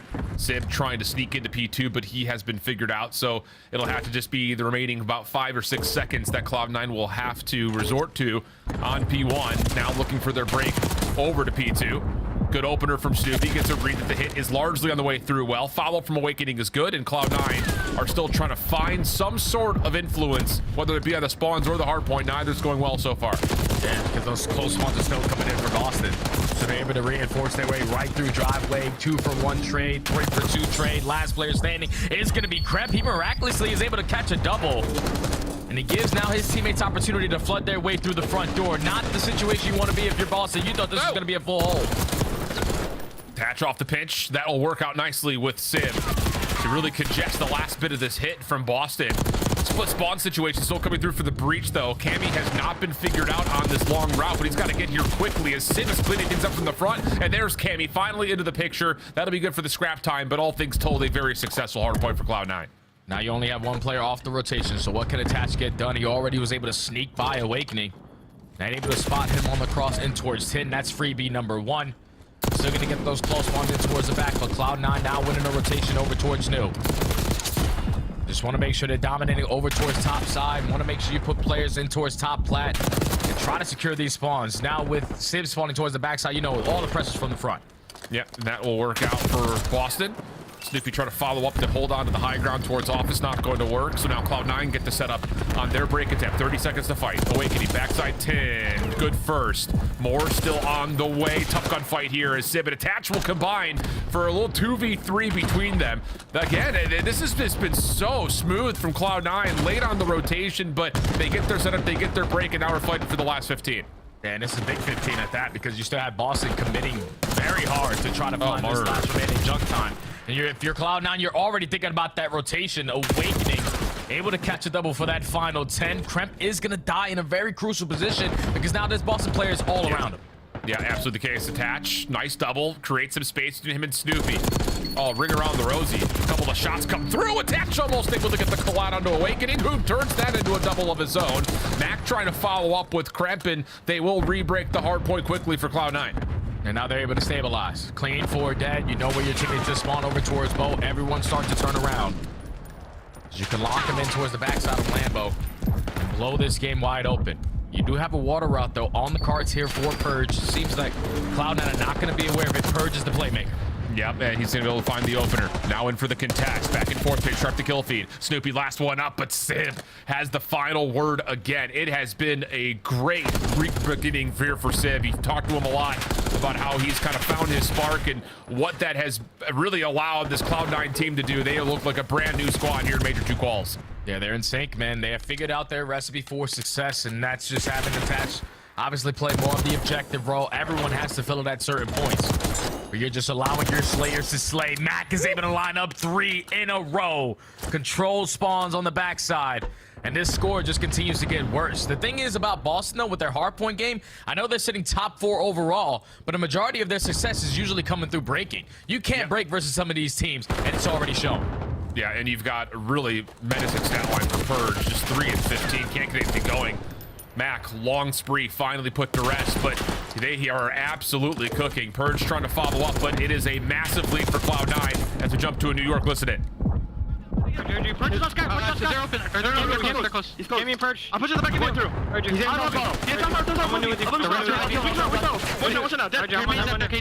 the back. Purge. Get to New. They're already in the back. Okay, just play tight. I'm in the back. I'll play your I spawn in. I'll put the guy in the back. Push the guy in the back again. I'm manning. Mac, you in chat. Yeah, I'll get one shot first. I'm going to one shot. 200 back. 200 front. I spawned out deep as fuck. It's all good. I'm gonna live in lobby. I'll go water. I already went. It's fun. Honestly, I'm going back up. Top left. He's top left. I'm going to expect you guys water. I'll stay back for you. Wait, now close back. Stay left, catch. Time came. Luke. He pushed me on Zig. What's up front limbo? What's up front? I'll tell him up time. Zig weak. On time, dead. Inside of Zig. Push up front dead. I'll see you in the back. You guys. Close up. I'm back. In front. Look my Zig. I'm reloading. All in the back. Every Zig is well. I'm pitching for all lobby. I'm in the back then. Two one back right here. I'm gonna Zig now. I shot it for you. The back. I'm laying the back. Cammy first shot. Spawn front. I spawned well. You and you, Dante. Heard you. I can help you. I'll see money. I'm saying weak. One more. Let's go well. I'm missing one. Awakening's in the back now. He's gonna be L or something. Alright. You want to the back? I'm here with you. You want to? Let's go office. I want me Awakening dead. I'm stay up here. One time. Just get bang time. I need nothing barrel. Two secret. I'll get one. Gotta be Ivy. I'm trying Ivy. Ivy, weak. Wells weak. Left fire. Easy. Alright, big kills. You can pinch. I'm pitching. I'm waiting for you guys. I'm waiting for you guys. He wants to couple. He wants to couple. Good cloud. We're gonna be shotgun. He's not pitch. Every pitch. He's okay. He's okay. He went back to front. Let's go across. I got one time. Ivy gets front, okay? I'm pitching cat now. One is open. Someone's front. Ivy. Nice. I did. Let's go. Let's go. I'm they spawned in the back. I'm pushing you. Spawn well. No shortage of passion in those comms there, Jay. Cloud9 continuing to grow in their lead, about 80 points to the good, and look at the setup going over towards New. Man, they're just early off of every single rotation. We're talking about when they need to find breaks, they are getting it. They started off at that P2. You win the rotation over towards New, keep it scrappy. And now here at P4, which tends to be a money hill. How long can they hold this for? It's already 3 dead. Last flare contesting a clean 4. You know your teammate spawns over towards Lambo. Everybody eyeing up towards Boathouse. Yeah, this has just been playing from behind the 8 ball for Boston for what feels like 3-4 hard points in a row. Just not quite able to get any rotational wins, and then Cloud9 are just putting on a masterclass in terms of spawn manipulation. Mac off the pinch, a little back and forth inside the hard point. Mac coming back to the play. Stray nade from Attach takes him out of the picture, but Attach also finds the final kill. And with 20 seconds remaining, Cloud9 can obviously well-handedly put this game out of reach. Yeah, this game is just getting nasty. Boston haven't found a step to stand on yet. A clean 4 dead, Lisa. Only 15 seconds remaining there at P4. It needs to be this P1 into the P2 for them to get back into the game. An 100-point difference is going to allow Cloud9 to start to develop on some of these long routes. They know they have time to make some plays. But you also just don't want to allow them to get kills and then sit in that time. Yeah, Sib is just ripping apart this Boston squad. Doesn't matter what weapon he has. 27 and 15 in a little bit of trouble here, and will not be able to slip away from Awakening, but he does create time for Cloud9 to get on the hard point and get close to that 250-point mark. Cramp up top, nice little snap down low, but doesn't make a difference as Boston just have so many numbers. They will get back into the time. Yeah, they need this all of this time. They just need to play it patient though, because you know Cloud9 are going to start to play a little bit safe. They don't want to flip this map and lose the rotation over towards New. Just need someone to open up with a double kill. Potentially start to be aggressive, but Mac and Sim already combined for 2. They have already top mid presence. They don't want to allow them to give up this time for free. But still in the map control is Cloud9 for that next hard point. Yeah, there's a big kill right there from Sim as well. Allows Cloud9 to focus purely on rotation. Look at Sim, number 3 in blue. Already on the pinch from around the back, and he will find the kill to shut down the Boston break attempt to P2. 20 seconds remain before Cloud9 can put this first map to bed. And with a couple of straight eliminations happening down towards well side, this Boston team just looks really out of sync when they don't have a rotational win. Yeah, and that's tough, man, because you rely heavily, usually on your breaking to get into some of these hard points. But on a map like Hacienda, they're just going to make you pay for it with better setups. Cloud9 dominant in map number 1. Yeah, it really was one of those situations where, I mean, you kind of mentioned it, where with Boston's hardpoint, a lot of their success coming by way of their break attempts, but a map like Hacienda with players who know what they're doing on the macro side of manipulating spawns and continuing to keep the map kind of in their favor, keep the map in front of you. It just never really allowed Boston to get anything going. I mean, Purge had a slow start, that's for sure, but I mean, there really wasn't a rotational win for Boston anywhere in that second half of the map. And the thing is, we keep talking about their rotations. They couldn't win a couple. It's just like the way that they were approaching their breaks as well, Alan, didn't really make sense to me. As soon as we jump into that listening, and it's Cloud9, just non-stop energy into that P2 HP. Boston were the team initially in there. They found 3 kills. They knew that there was 1 player left alive, but Kremp just did such a great job of staying alive through side door, forcing Boston to consistently try to think about him. He stalls enough time for his teammates to eventually approach from the front. They find a break. Sib walks his way, actually swims his way through that water side, and is able to catch a double. But then the re-break opportunity for Boston, you're getting those close well spawns. They decide to 4-hit driveway. That's the thing that doesn't make sense to me, because there's only 30 seconds left on P2. 4-hitting driveway, if you don't get those kills, you're still going to spawn on that side of the map for that next hard point. So it just looked like Boston weren't really in sync of how they wanted to execute these proper breaks here, but that's just not how you're going to be able to do it when Cloud9 are just simply outclassing you in the fundamentals. Clean stuff from Cloud9. It continues to trend in their direction. The only stumble that they've had so far, really since Madrid, was that series versus Vancouver. Just obviously kind of blown out of map number 5 there. They lost that 6-1. But outside of that, I mean, everything seems like it's really starting to click for Cloud9. And maybe all it was if Sim said it himself, he just needed to learn how to shoot straight again. but I don't think it's just that. It's just the way they're playing around the combination of Kremp and Mac just looks a lot more, I would say, like intentional. It just felt like so many times at the beginning of this Cloud9 season, it was a lot of trying to do the right things on rotation, but the SMGs were nowhere to be found around what Attach and Sib were trying to do. But now it looks like they're on the same page, and yeah, this has been really fun to watch if you're a Cloud9 fan.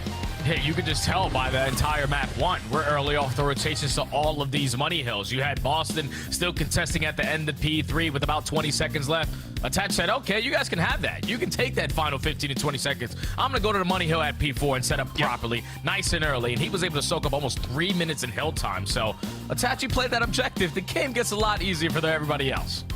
Indeed the case. So now we take our focus to the Vault Search and Destroy. It has not been a map with a lot of success for Cloud9. They played it a lot through the Major 1 qualifiers. They only won it a single time, and that came in week number 1. For Boston, they've barely played it at all up until last week where they were able to find a win versus LAG. So some question marks here, I think, for both these two teams in terms of what we're going to get on this map number 2. Yeah, I think obviously on the side of Boston, you only played it one time versus LAG. You were able to walk away victorious in a 6-4 fashion. A lot of that being due to the dominance that you were able to show on your defensive side. Basically 100% every single time they needed to retake one of those bomb plants, they found it. Attacks is what they need to work on, and that's the same thing that Cloud9 needs to fix on their Vault Search and Destroy. We're talking about being dead last in first bloods on your attacking rounds, which isn't pretty good because you know a lot of that is going to be usually in the first 5 to 10 seconds in towards that A site with your SMGs. But then even when they get the bomb planted or even when they find the first kill, their post-plant situations aren't really the best. When they plant third most on the map, Alan, that means you have a lot of reps. You're getting the bomb down a majority of the times, but every single setup that you have tried to throw at them are easily getting broken into. So what kind of adjustments Cloud9 have made so far in their Vault S&D, we're gonna have to wait and find out. Yeah, you could actually extend that conversation point to the Search and Destroy at large for Cloud9. I mean, just on active maps, they're 4th in overall plant percentage, but they're 11th in the league at post-plant win percentage, so the objective focus has not necessarily been there. The odd thing is, though, at the other side of things, they actually let the bomb get planted the most in the league, but they're in the top half in terms of being able to successfully retake. So there's a level of, again, you know, 6 of one, half a dozen of another, where you're getting the bomb down a lot, not being able to successfully hold it, allowing the bomb to get down a lot, but being able to successfully retake it. So a level of, I think, focus needed on these post plants, especially considering that we are expecting the bomb to be planted pretty often on Vault Search. Yeah, this is usually what the map turns into. Head bashing towards the A site. Let's get the bomb down. Let's play our post plant scenario. And this is where I want to talk about Boston breaches Search and Destroy, because everybody keeps saying like they're not really a good Search and Destroy team. Like they should be a lot better in that mode. But watching them yesterday in their series, in that map number 5 on Skyline, where they ended up falling short the way that they did versus Ultra, it's just the early round setups from Boston, in my opinion. Because I'm sitting there watching, and it's a lot of individual players trying to make plays. Like Purge multiple times getting caught off guard. He had 4 first deaths yesterday. You don't really want to start a Search and Destroy like that as a team. Like you want to rely on teamwork, and then when you need to make those mid-round adjustments, when you start to catch some timings, depending on what people are seeing on the map, that's when you start hitting these individual routes because it can catch them off guard. Yeah, it's just you can't start off these SD maps trying to make individual hero plays. And I think that is kind of the categorical way of talking about Boston, is they live and die by their first bloods. Whether they get them and then they win the round, or they lose them and they lose the round. It really doesn't feel like there's much of a level deeper than that. But outside of this matchup, you got to keep in mind that this will be our final week in the Major 2 qualifiers before we take a bit of a break and we up the stakes a touch. Minor 2 will be happening this upcoming weekend, next weekend. And this is where the tournament will stand. I'm actually kind of keeping my eye on Cloud9 versus Minnesota. Based on how both these two teams are playing, that should be an absolutely thrilling first round. Boston, on the other hand, will have to go up against a red-hot Surge team thanks to the introduction of Neptune to the roster. And of course, our top 4 teams are, for the most part, looking solid. Toronto maybe a little bit the shakiest of the 4 so far. Any other thoughts you've got about that bracket before we jump into map 2 here, Jay? Hey, man, one of those green teams in that first matchup will get a W. That's all I want to say, Alan. All the green teams right now are tending to struggle a little bit. Someone's got to turn it around. That's fair. I know Reddit has already started to find ways to create panic. Hey, Vegas got a map. Remember that, Alan? Vegas got a map. I think we casted that, didn't we? Yep. Yeah, we did. LAT 4 underground, bottom Skyline. Yep, I remember that. Bang. All right, here we go. Let's see what we get for map number 2. Looking at the difference between map 2s and map 5s, Cloud9 have not been the iciest squad, to say it plainly. 1 and 5 in their map 5s. Them and LAG are near the bottom of the leaderboards when it comes to being able to clutch up in 5 map situations. But that is, again, a conversation we'll hold for another time, as Mac is already getting to work on the post point here today. You already have players, though, in towards bottom vault, ready to contest them, but Mac has to win a big one-on-one gunfight. Turns that one now into a 3v2. Cammy and Purge left to clutch on up. Yeah, really like this post plant from Cloud9. Initially, it's just Mac inside the bomb site, but then a re-wrap back over through mid allows Kremp to help out. Nice shots from Cammy. Gives himself a chance to isolate a 1v1 down low. Pistol out for it, and the SMG just too strong. Cloud9 successful in their first post plant. Yeah, biggest kill of the round without question is Max one-on-one. He's able to find one before dropping, but doesn't even end up dropping. He just allows that other teammate not to play for that trade because Mac wasn't weak. But then that basically secures the round, because if you allow that bomb site to get away from you and Boston's just bombard their way on in, you didn't really have a lot of angles to approach the defuse, just in case they were going to hop on it through pool. But Mac plants the bomb, Mac finds the kill, Mac secures the round. Yep, Kremp was the player up top in Vault that was able to assist to make sure that trade didn't come through as well. So again, that little duality between the two working out nicely. Stun over the top to the balcony will hit. Information here for Cloud9 as they sprint through mid-map. Oh, and Cammy's got absolutely no idea. So now you've got an opportunity here to try to contest this post plant for Cloud9. And Awakening does give him his positioning, but he also finds a kill, makes it a 3v3. But Mac knows we have the numbers in towards the site. Let me just fly on in. Now Awakening left in a 1v3. He's on it, though. Yeah, and Awakening is not going to get here to touch this and check in time. Attach stepping in, making sure that the diffuser stays safe, and Cloud9 looking really solid here in the first 2 rounds. Love the idea on both the little passive offensive setup, followed up by this really aggressive push through mid on the defense. Yeah, Tone sending around right there on the defensive side. I think both SMGs were able to catch the timing though on Awakening, who was over towards B Street, because he was sitting on the magic tree, looking through his mid lobby, but as soon as he turns right, they double push through and are able to find that first blood onto Cammy. Successful on the retake. Mac just flying in, finding a double. Allows Cloud9 to go up comfortably 2-0. Yep. As they go back on the attack. Similar look here, except that Kremp is going to help out by playing aggressive through Vault stairs. Boston just kind of swarming in the upper hallways. Sib playing in an aggressive angle through palms. Attacks the first one to drop. Sib has to make use of this position, but just does not expect that they're the 3 branch members that are there. Kremp for 1, Mac trying to step away. Here comes the retake. Oh, Mac's just gonna give it up. He knows that he's gonna get bombarded. Simply outnumbered. I don't know if they fixed that hopper, but Snoopy's just gonna stick it. Oh, but Kremp this route. No, not gonna quite get there in time. Tries to alert Mac that he's on for the defuse, but Purge gets the read, finds the pistol kill, and Boston are on the board. You can see, like, that round right there for Cloud9, it worked out the way that they wanted to. You were able to pull a couple players from Boston on the defensive setup from that full side, because they were able to spot Kremp as he dropped in through bottom ball. But then once they find that kill, Sib was going to be their safety net. Just a little trigger happy there for that first kill. Turns that corner, and all of a sudden there's 3 Boston players playing for you. And they just simply get outnumbered in the site. And they're able to put 1 on the board.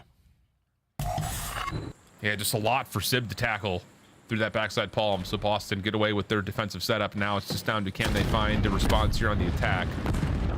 Purge untouched. And, oh, this is because Cloud9 wants to try to challenge this through the bottom side of Vault.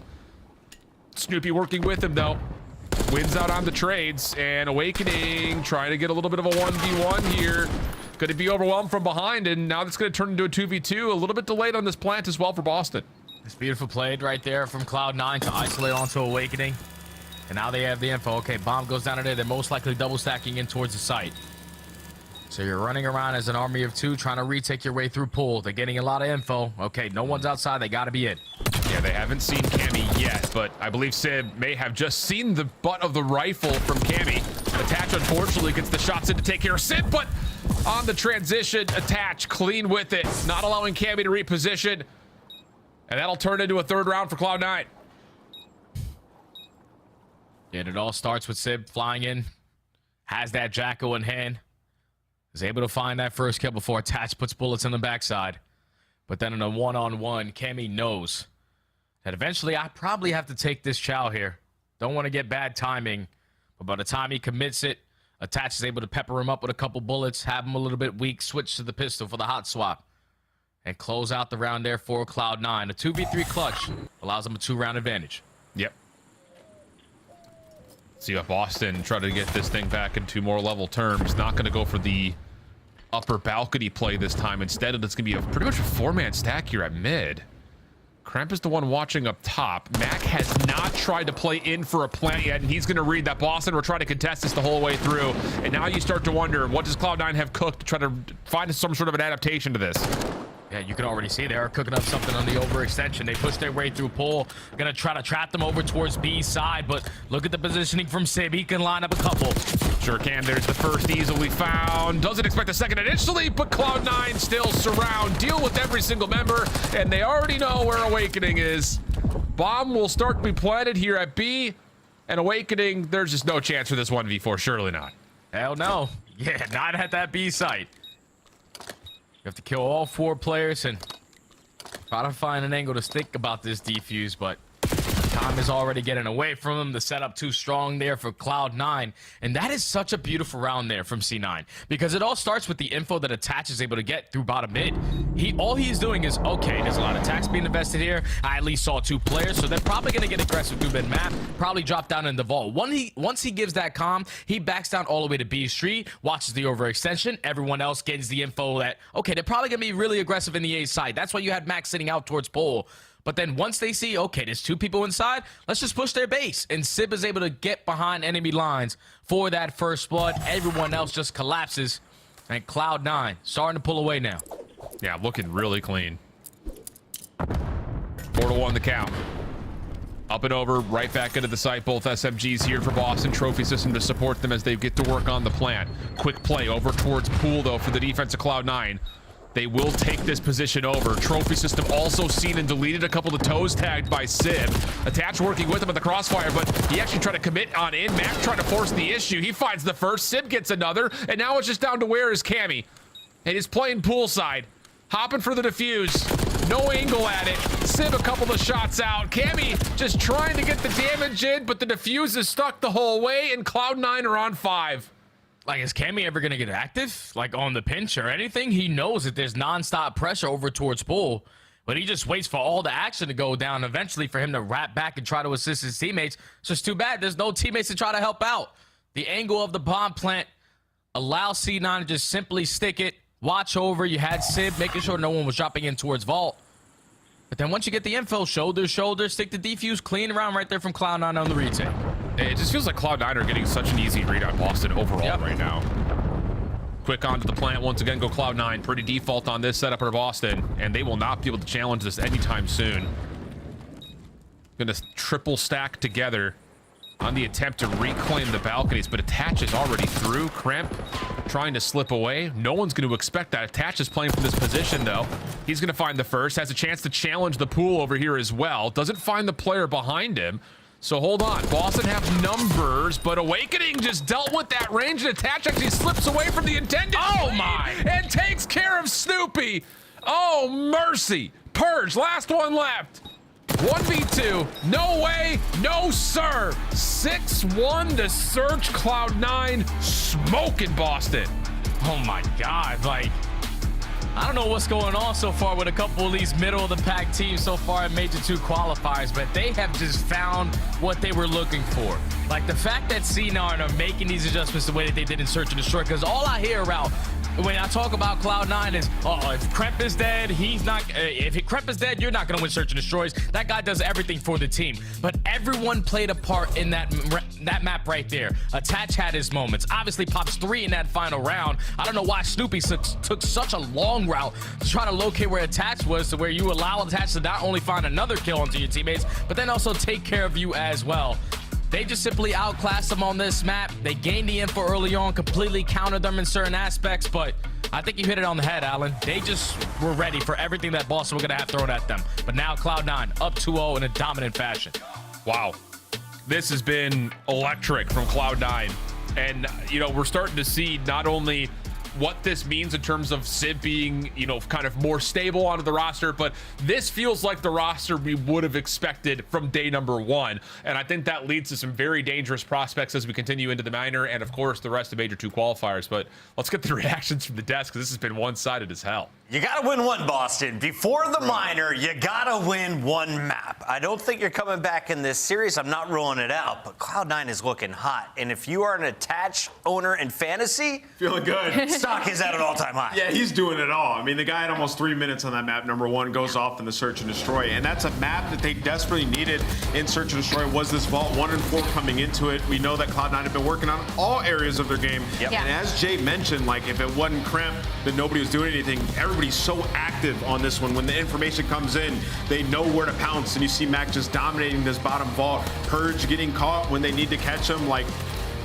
Boston's been a different team, guys. Yeah. Like, this Boston team just, the playmaking ability. It's declined. It's declined a lot. I don't know if it's confidence or what it's been, especially in the Search and Destroy game mode. They just haven't been going toe-to-toe with teams recently in that game mode. I mean, they're winning the first blood battle, and they're one of the best conversion teams in the game, and they just weren't able to do it during this series versus Cloud9. I thought it was going to come down to the opening duels. I mean, Cloud9, they're sitting at 8th at getting them, but if they do, they're first overall in converting, and that just wasn't the tail. It was just kind of the map control from the side of Cloud9 New York. Even with a man down, I mean, their post plants were just insane. Dirty Dill running, turning, burning. 8-3. Mac gets off to a 5-0 start, including some plants. Cloud9 is rolling up 2-0 on match point, leading into Control. If you look at Boston, they look a bit defeated in the cameras. Yeah, I mean, how are they in this game mode, though? I mean, they're not good at Control, Chris. That's concerning. We're looking at another potential 3-0. Like, is this Friday all over again? What is going on?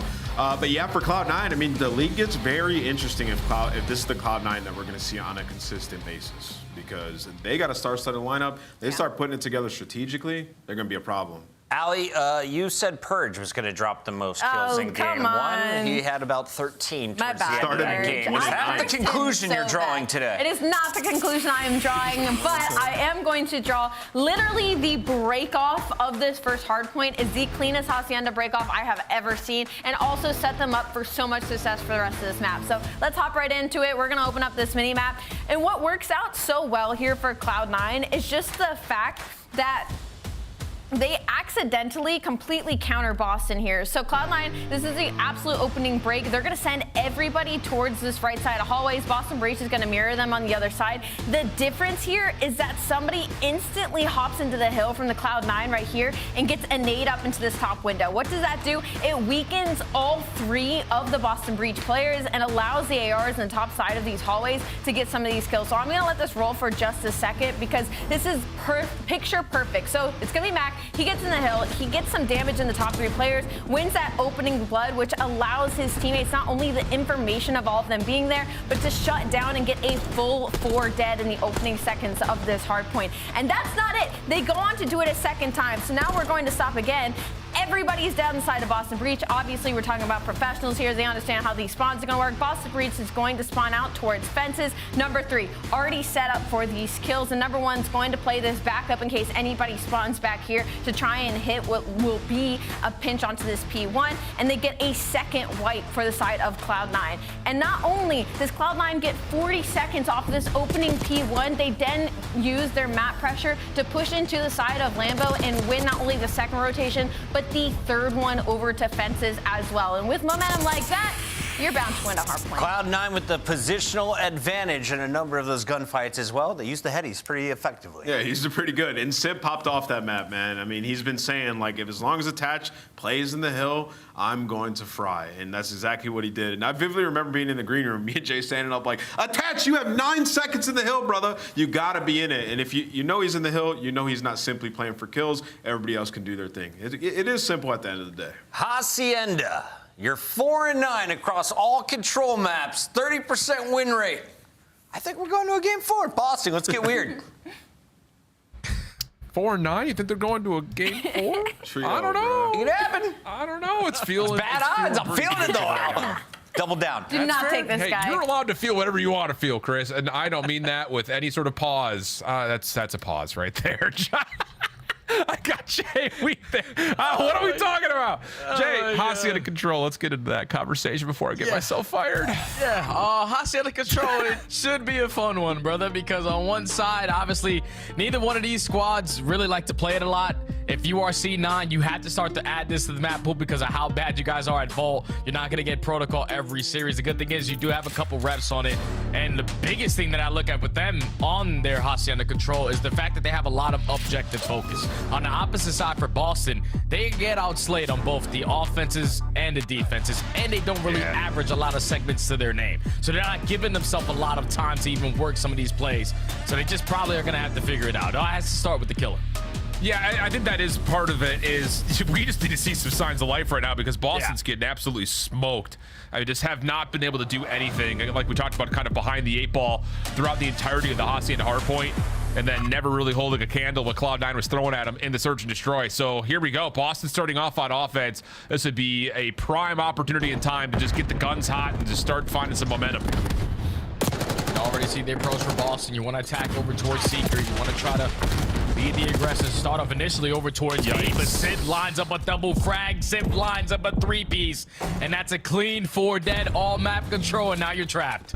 I mean, that's just one of those kind of day one things here when it comes to Hacienda Control. We know for a fact that the battle is going to ensue topside fire, and it's just a couple of pre-fire shots and then a nade just lands right in your back pocket. And Cloud9 are already packing the pain onto Boston. And, well, there's an exit starting to come through the middle of the map here. Attaches mostly focused on what's happening over towards the B point. He's being a little bit challenged from 2 sides at once. So there we go, 3 for 1. And Boston will have an opportunity to stop the clock at B. Oh, but Sid finding that kill makes the rest of the Boston players who are on that B point have to focus him. Awakening is 1 shot. Snoopy able to finish that kill on the Sid. This should allow his teammates now off the respawn to retake with ease before that first segment gets complete. Only 28 seconds to go, still in round number 1. And Boston have decided to just hop A to pause game clock. Yeah, have to have it. Sib looking to try to open something up in the corner. Long range shots to Awakening. Those are feisty. Cramped to 1, able to benefit though for 3 in a row. Clock will continue to tick, and he knows he's got Awakening on the other side of the hallway, but the AR too strong at that range. Mac trying to follow up, stopping the pinch from happening. Now a little dance with Snoopy, and the overwhelming pressure of Cloud9 continues to just steamroll the Boston breach. Down to 10 seconds, Boston stuck in spawn. Yep, you have no chance in this round. You cannot come off the respawn with only 7 seconds left to think you can pause the game clock. You have just been steamrolled here in round number 1, and Cloud9 are just continuing their hot streak so far in this series. Only allow 1 segment to get away from them, and that could be pretty easy to make up for on a map like Hasi. It's just Boston don't look ready for this matchup right now. Hell no. Yeah, it's just one of those things. It's just like no one's really hanging with the tempo, the speed, and just the overall precision that we're getting from Cloud9. Where on the other front, all 4 players are smoking. As we take a look at the other side of this break-off, again, you know this battle over towards... whoa, okay. Oh, we're running into the nades. That's unfortunate. Okay, I was about to say, the other side of this break-off, and it just, everyone gets stuck in that hallway, Jay. It's just, New York have such good manipulation of the space. Yeah, it's just tough, and you know, the biggest thing about Control is your initial break-offs. If you go 4 dead off the rip, then you're gonna waste a lot of time just simply working out of your base. You cannot afford that to continue to happen, but now it's Cloud9's opportunity to have an offense of their own. Boston able to find 3, but Kurt responds with 1 to maintain a little bit of this map control that he has. Yeah, Awakening playing over towards Rock side. You're going to have Purge up top where Kremp is located. Cloud9 will very patiently make their way in towards Secret Hall. As Kremp found a route here, sure looks to have catches Cammy by surprise, and now he could just jump into the B zone, put a pause on the clock, and look at the quick spawn from Well here. Cloud9, all eyes towards B. Everybody walk towards the backside of Plat. You already have players in a position to contest it in Sib. He's able to find 1. Kremp flies on into 10, finds another. So you have the 3v2 numbers advantage. Just got to locate where the hell the rest of everybody is from Boston. At least you know now. Awakening last player towards top. Plat, the team shot's good enough. Second segment locked. And you got a pinch on the way from Kremp. Yep, he'll find 1 up top. Not going to be able to get into the mix for the second initially, but then just comes right back into the fight as soon as he's called upon. Last 1v1 for the B zone. Purge dealt with this Sib. Oh my, 12 and 4. Now off the reload, gonna find kill number 3 in a row, and you've already got Cloud9 on AJ. I mean, oh, mercy me. Cloud9 showing no respect to Boston. Yeah, this is getting nasty, man. Boston need to be able to stop the bleeding. The only one that can do something about it is going to be Snoopy. He gets taken care of. That's already a 3 dead, a double stack, making a triple stack on the 8-point. Second segment locked. There's no way in hell C9 lose this round. Awakening gets the first chance to maybe contest from Snoopy, but no, not gonna happen. And Kremp roars in the player cams. Cloud9, I mean, wow. Is this one of those things you look at how they've played in the first 2 weeks of qualifiers and say that this team's looking like a contender all of a sudden? Yes, without question. With the way that they're playing, we're talking about they were struggling in their hard points because they couldn't find a consistent way to win. Now they realize, okay, we need to put a lot more focus on our objective play. They win the first map by 100. The adjustments on the Vault Search and Destroy, which is a 1-4 map on the season for them, they basically played that one perfect. Now you get to a control where you need to be able to add this one to the map pool, and you are just beating the living hell out of Boston Breach every opportunity you get a chance to.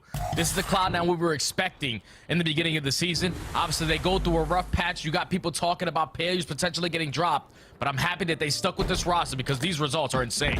Yeah, they figured it out without question. Makes you kind of wonder how good is this Vancouver team if they were able to somehow beat this Cloud9 squad. I think they're pretty darn good, tell you that much. Boston fighting for their lives out of spawn here in round number 3. And it just feels over, Jay. I just don't know how else to say it. This just feels like Boston are just already out of the map. Yeah, how about we just slow the game down? Let's start to go for a team push here because they keep on getting isolated in this gunfight. You're consistently having to turn around because all the map control is still in favor of Cloud9. And they are just making your life a living hell off the respawn. Finally, a trade on to Mac. But here comes Sib. He finds another one. Still, you have players from Cloud9 in aggressive angles to simply not let you out your base for free. Yep. Stun will land onto Cramp on 6 in a row. Purge, the one feeling like he wants to try to test this as there's a team kill and an elimination from Attach, and that's just the game right there, brother. Snoopy, the last one alive, has slipped through on the other side of A. Maybe a chance for him to come behind the play and open up space for his squad mates, but I mean, it's 25 plus 16 and Kremp's on 9, beaming him across the map. Yep, how about a quick Sunday for you, friends? Unbelievable. Kremp for double digits, and yeah, send him home. We need to have an option, Alan, for like white flags in series because some of these teams definitely could have used it today because Cloud9 just took care of business. A dominant 3-0. Yeah, Sib, talk that talk because you've been able to walk that walk as of recent, man. They have just found what they were looking for when this team first was going to be formed. And now they're just completely running away with it, man. C9, what a series. I mean, Jay, we're at a point here, and I think after this weekend, mixed with the results that we've had across the rest of the matches, both this weekend and prior, I mean, I think we've got a pretty clear-cut top 5 coming into this minor. You've got LA, you've got Atlanta, of course. I think you throw Minnesota, Vancouver. and Cloud9 into your top 5. I mean, Carolina had a fantastic finish to this weekend as well, so like they're still up there as a top 4 seed, but I mean, talk about just a complete mix-up based on how the minor was seeded in the first place. I mean, legitimately, I'm looking at Vancouver, Minnesota, and Cloud9. All 3 of those teams looking like they could for sure kind of pull off the same story that like Carolina did during minor 1, where they could find a way to sneak through a top-tier opponent and make their way to a grand finals. Man, I'm loving this, man. All these middle-of-the-pack teams are showing a lot of improvements so far throughout Major 2. Makes it anyone's game at the minor. Obviously, we know who the big dogs are, but just seeing this level of Call of Duty being played when people were talking a lot of smack about people getting dropped left and right. Nah. All that outside noise, throw it out the window. We're going to stay locked in, and it's showing.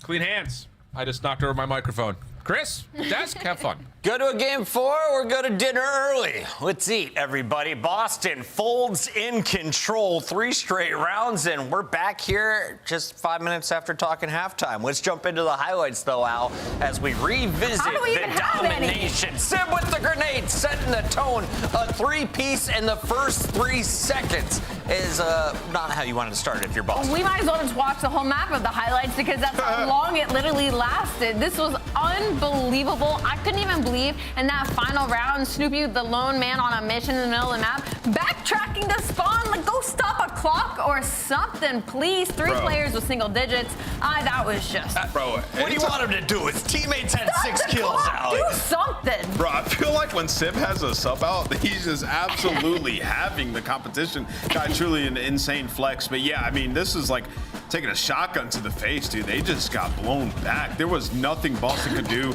in this series. Probably the most lopsided series we've seen throughout this entire stage so far. Like C9 really putting pedal to the metal throughout this stage and improving. Everybody looks good on the team, and a statement victory for them headed into the minor. I agree with Alan. They're like in the top 4 for me right now. We're joined now by the second coming of the great Sharp TK. He goes by the name of Young Mac. Mac, well done. You guys pull off a 3-0 today, and this looks like the Cloud9 we saw 3-0 Toronto. So when you guys are winning, what's happening in your camp? I think we just really turned up our practice and just the way we approach it, we're much more consistent now with like energy levels and just effort and all that. So we're just going to continue to get better. Love it, man. So Mac, that leads me into, I want to talk about practice. So how long ago did you guys start winning hard points like that? Because that was one of the most fundamentally sound hard points I think I've seen you guys play. Like, has it just been practice not going into matches, or was there a certain point where everything just kind of changed? I mean, I feel like we've always been a good hardpoint team in practice. It was like more so just translating that to the matches. But yeah, everything's just kind of coming together. We're all going hard. We're all like seeing the fruits of our labor. So really excited. Mac, in previous years in titles, you've been a pretty inconsistent player, to be frank. Like, you had really high highs, really low lows, but this year you've been the most consistent I've ever seen from you in your career. What has changed with that, and how have you found this consistency? It really just comes from the people I'm playing with. Like, they make the game really easy. It's not like I have to overcompensate or do things I don't want to do. It's just kind of like an assembly line. Everybody knows their job and does it when they have to, so it's really easy. Awesome. Mac, last match I saw you get up with a crutch. Can you elaborate? What's going on? Are you still injured? Yeah, a little bit. Maybe in a couple months I'll be standing, moving around more, but for now I'll be hobbling around. I was gonna say, it's helping your game. Stay seated, my guy. That's well crazy. done. Thank you. Thanks for joining us. That's Mac. That's Cloud9. I thought you'd giggle. What louder. happened? Was it basketball or something? He can't wiggle too good. I said stay seated. I saw a guy dislocate his knee dancing once in New York City. Clint dislocated his knee shooting a free throw. So Scuff play of the game coming your way. Let's take a look at your search to destroy Wizards. Mac is one of them. He goes 9-2. Attach 8-3. That's 17-5 for some quick maths at home. Can they keep rolling like this? I don't see why not. I mean, we said it in the beginning of the year. Ali was really high on this roster. I really was. I was very concerned about the dynamic of the AR duo because I didn't see like a leadership figure on this team to be able to sort it out. They have proven me wrong through a couple matches throughout the stage that so far it's sorted out. Sib looks extremely comfortable. Seems like they were just kind of waiting on him, and now that they found him, I don't see why they can't continue this. 4 matches in for a number of our teams, and here's where we stand in your Major 2 overall standings. Alley Cat, current teams at the top. Vancouver looking pretty good at 3-0. I'm told it's coming. The standings are on their way. They're triple checking it. LA Thieves now are definitely looking up there. very strong. Yeah. Optic. Your memory's going crazy right now. I think you got this. Yeah. Optic Toronto is at the Ultra top. is sitting at 2-2. somewhere. Boston now There at we go. 2-2. You're going to see FaZe and Carolina still on the left side of your screen. But for how long? Røkkr in your top 4 if we ended the bracket today. Well, that would be a crazy round 2. Look, I think we've seen the highs and lows of like all these teams. I think the only team we're really waiting on seeing a high from is LAG. We have done so many changes now, and I'm excited to see them hopefully try and burst into that bubble. Off to Texas 0-3, obviously. You're not waiting to see a high from Vegas Falcons or Optic? I mean, Vegas has more I said I've already map seen wins that. than- We've seen the high from Optic. We've seen the low. So since it's Sunday and it's final match, and the next thing is the minor, who wins, Vegas or Optic? Honestly. Optic. Chris? Final answer. I'm going Optic. It's such like a reluctant. It's a banger, I'm though. going Optic. Minnesota, our first winner of the day. Let's revisit some of the games as Falcons were in their sights. A very quick series as expected. A bounce back for Nero and crew after a slow start yesterday. Nero, took over the search and destroy. Are your worries still there, and for this guy moving forward? No, I mean, the 3 p.m. slot. I mean, we just learned he goes to bed at like 10 p.m. I don't know how believable it is. Gio's a very honorable guy. Yeah. But yeah, I think they got to adjust something there with Nero. I mean, maybe it's their pre-warm-ups, but yeah, his first maps, not too great lately. But they bounce back versus Vegas, absolutely fried in the search and destroy if you're Nero, and you get a clean 3-0 where he's taking people hostage. I was just thinking about that. An honorable guy. Gio probably was a knight in a former life. Let's take a look here at not just the Røkkr rolling. We, of course, had our second match of the day featuring some fantastic players. We got to highlight the duo from last year to now. Look like brothers, bro. Astriel and Gio are growing up in front of our eyes. My bad, Astriel. I didn't know you had game like that at 1.79 KD at 2.43 in the control. I was absolutely frying today. Unreal. That's Chance's favorite player, by the way. Really? Yeah. Aw. Yeah, he's SMG. Yeah, pretty good. Both from North Carolina. Oh, that's a good reason. Let's take a look here at the beatdown from LA Thieves against Toronto Ultra. It wasn't a game one. This was a difference of just 8 kills. But search and destroy, that's where the real difference maker was felt, because we thought Toronto could win. Did you see that Hydra has walls? He just shot that guy through stage. We did think no info. We did think Toronto could win, and honestly, in the first map, you would have felt very good about that because Joe Deceives was going absolutely insane. But I do think, like in the veto process, Toronto maybe lost this a little bit. I think they played all 3 of Thieves' best maps. Yeah, they did. Thieves still, regardless of it being their best maps, not look incredible, just in their game sense and the performance you got from Envoy and Hydra. Very promising going forward when we eventually and inevitably get the rematch against FaZe. I really appreciated the insight from Scrap being like, look, they picked the red card. Like, we were trying to expand our map pool, but they wanted to take us on our best one, which now leaves me excited moving forward, especially for the minor, to hopefully see a couple more S&Ds getting pulled out for the LA Thieves and seeing where they've improved in that game mode. Just when we thought Toronto would climb back to the top, they are stopped in their tracks. A hot 3-0 in. Well, if you're looking for Major 2 leaders, Hydra ahead of the pack. Celium and Simp for FaZe, they're at 3 and 4, and it's great to see Civ from stage 1 to now, the man's frying. And I was really happy to see that he was like being a very traditional flex in this series. I saw him pull out the stuff multiple times and was just absolutely working on Boston.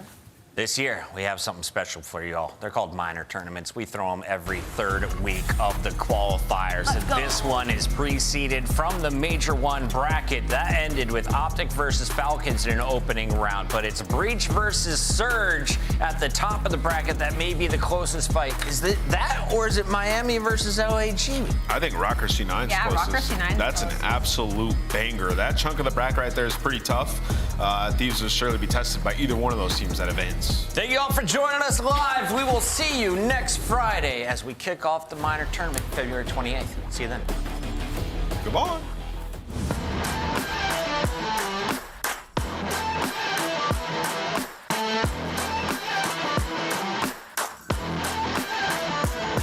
Baggage full of cabbage and I think they lost my tempo. 36 Mickeys on the candy paint bento. Jabba jabba on, keep my brass knuckles warm. Get the cash from the poor, 60 seconds and I'm gone. Bad when I'm gone, bad man, polygons. Going fast on the ball, roll a quarter-mile marathon. Shimmy in the Jimmy, high wide, sipping Kimmy. Got a brand new mud, cage in the mini. Lately all together, see something gonna stick. Lazy on a river, drink, bound the window, whip. Maybe on the 18, new rim, big slick. Baby, you ain't never seen nothing like this. GG's.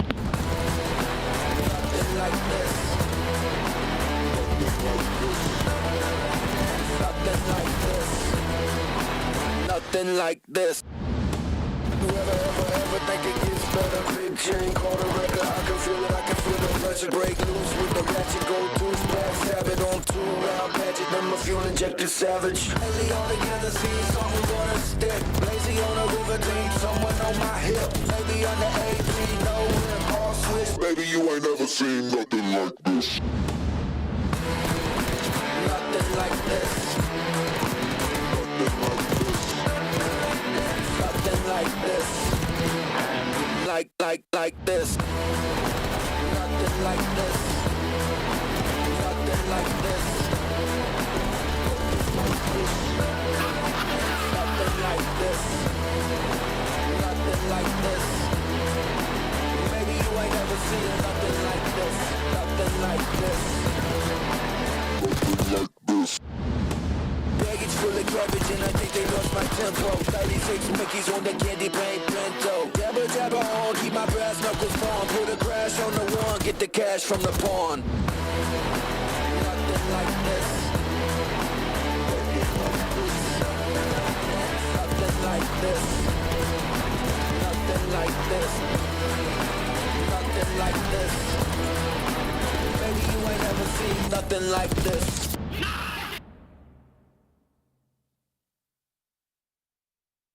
Hedge, yellow hedge. Watch it, S1, I have the cross. One deep, crossing, Joe dead. Other one deep. Nice, 65.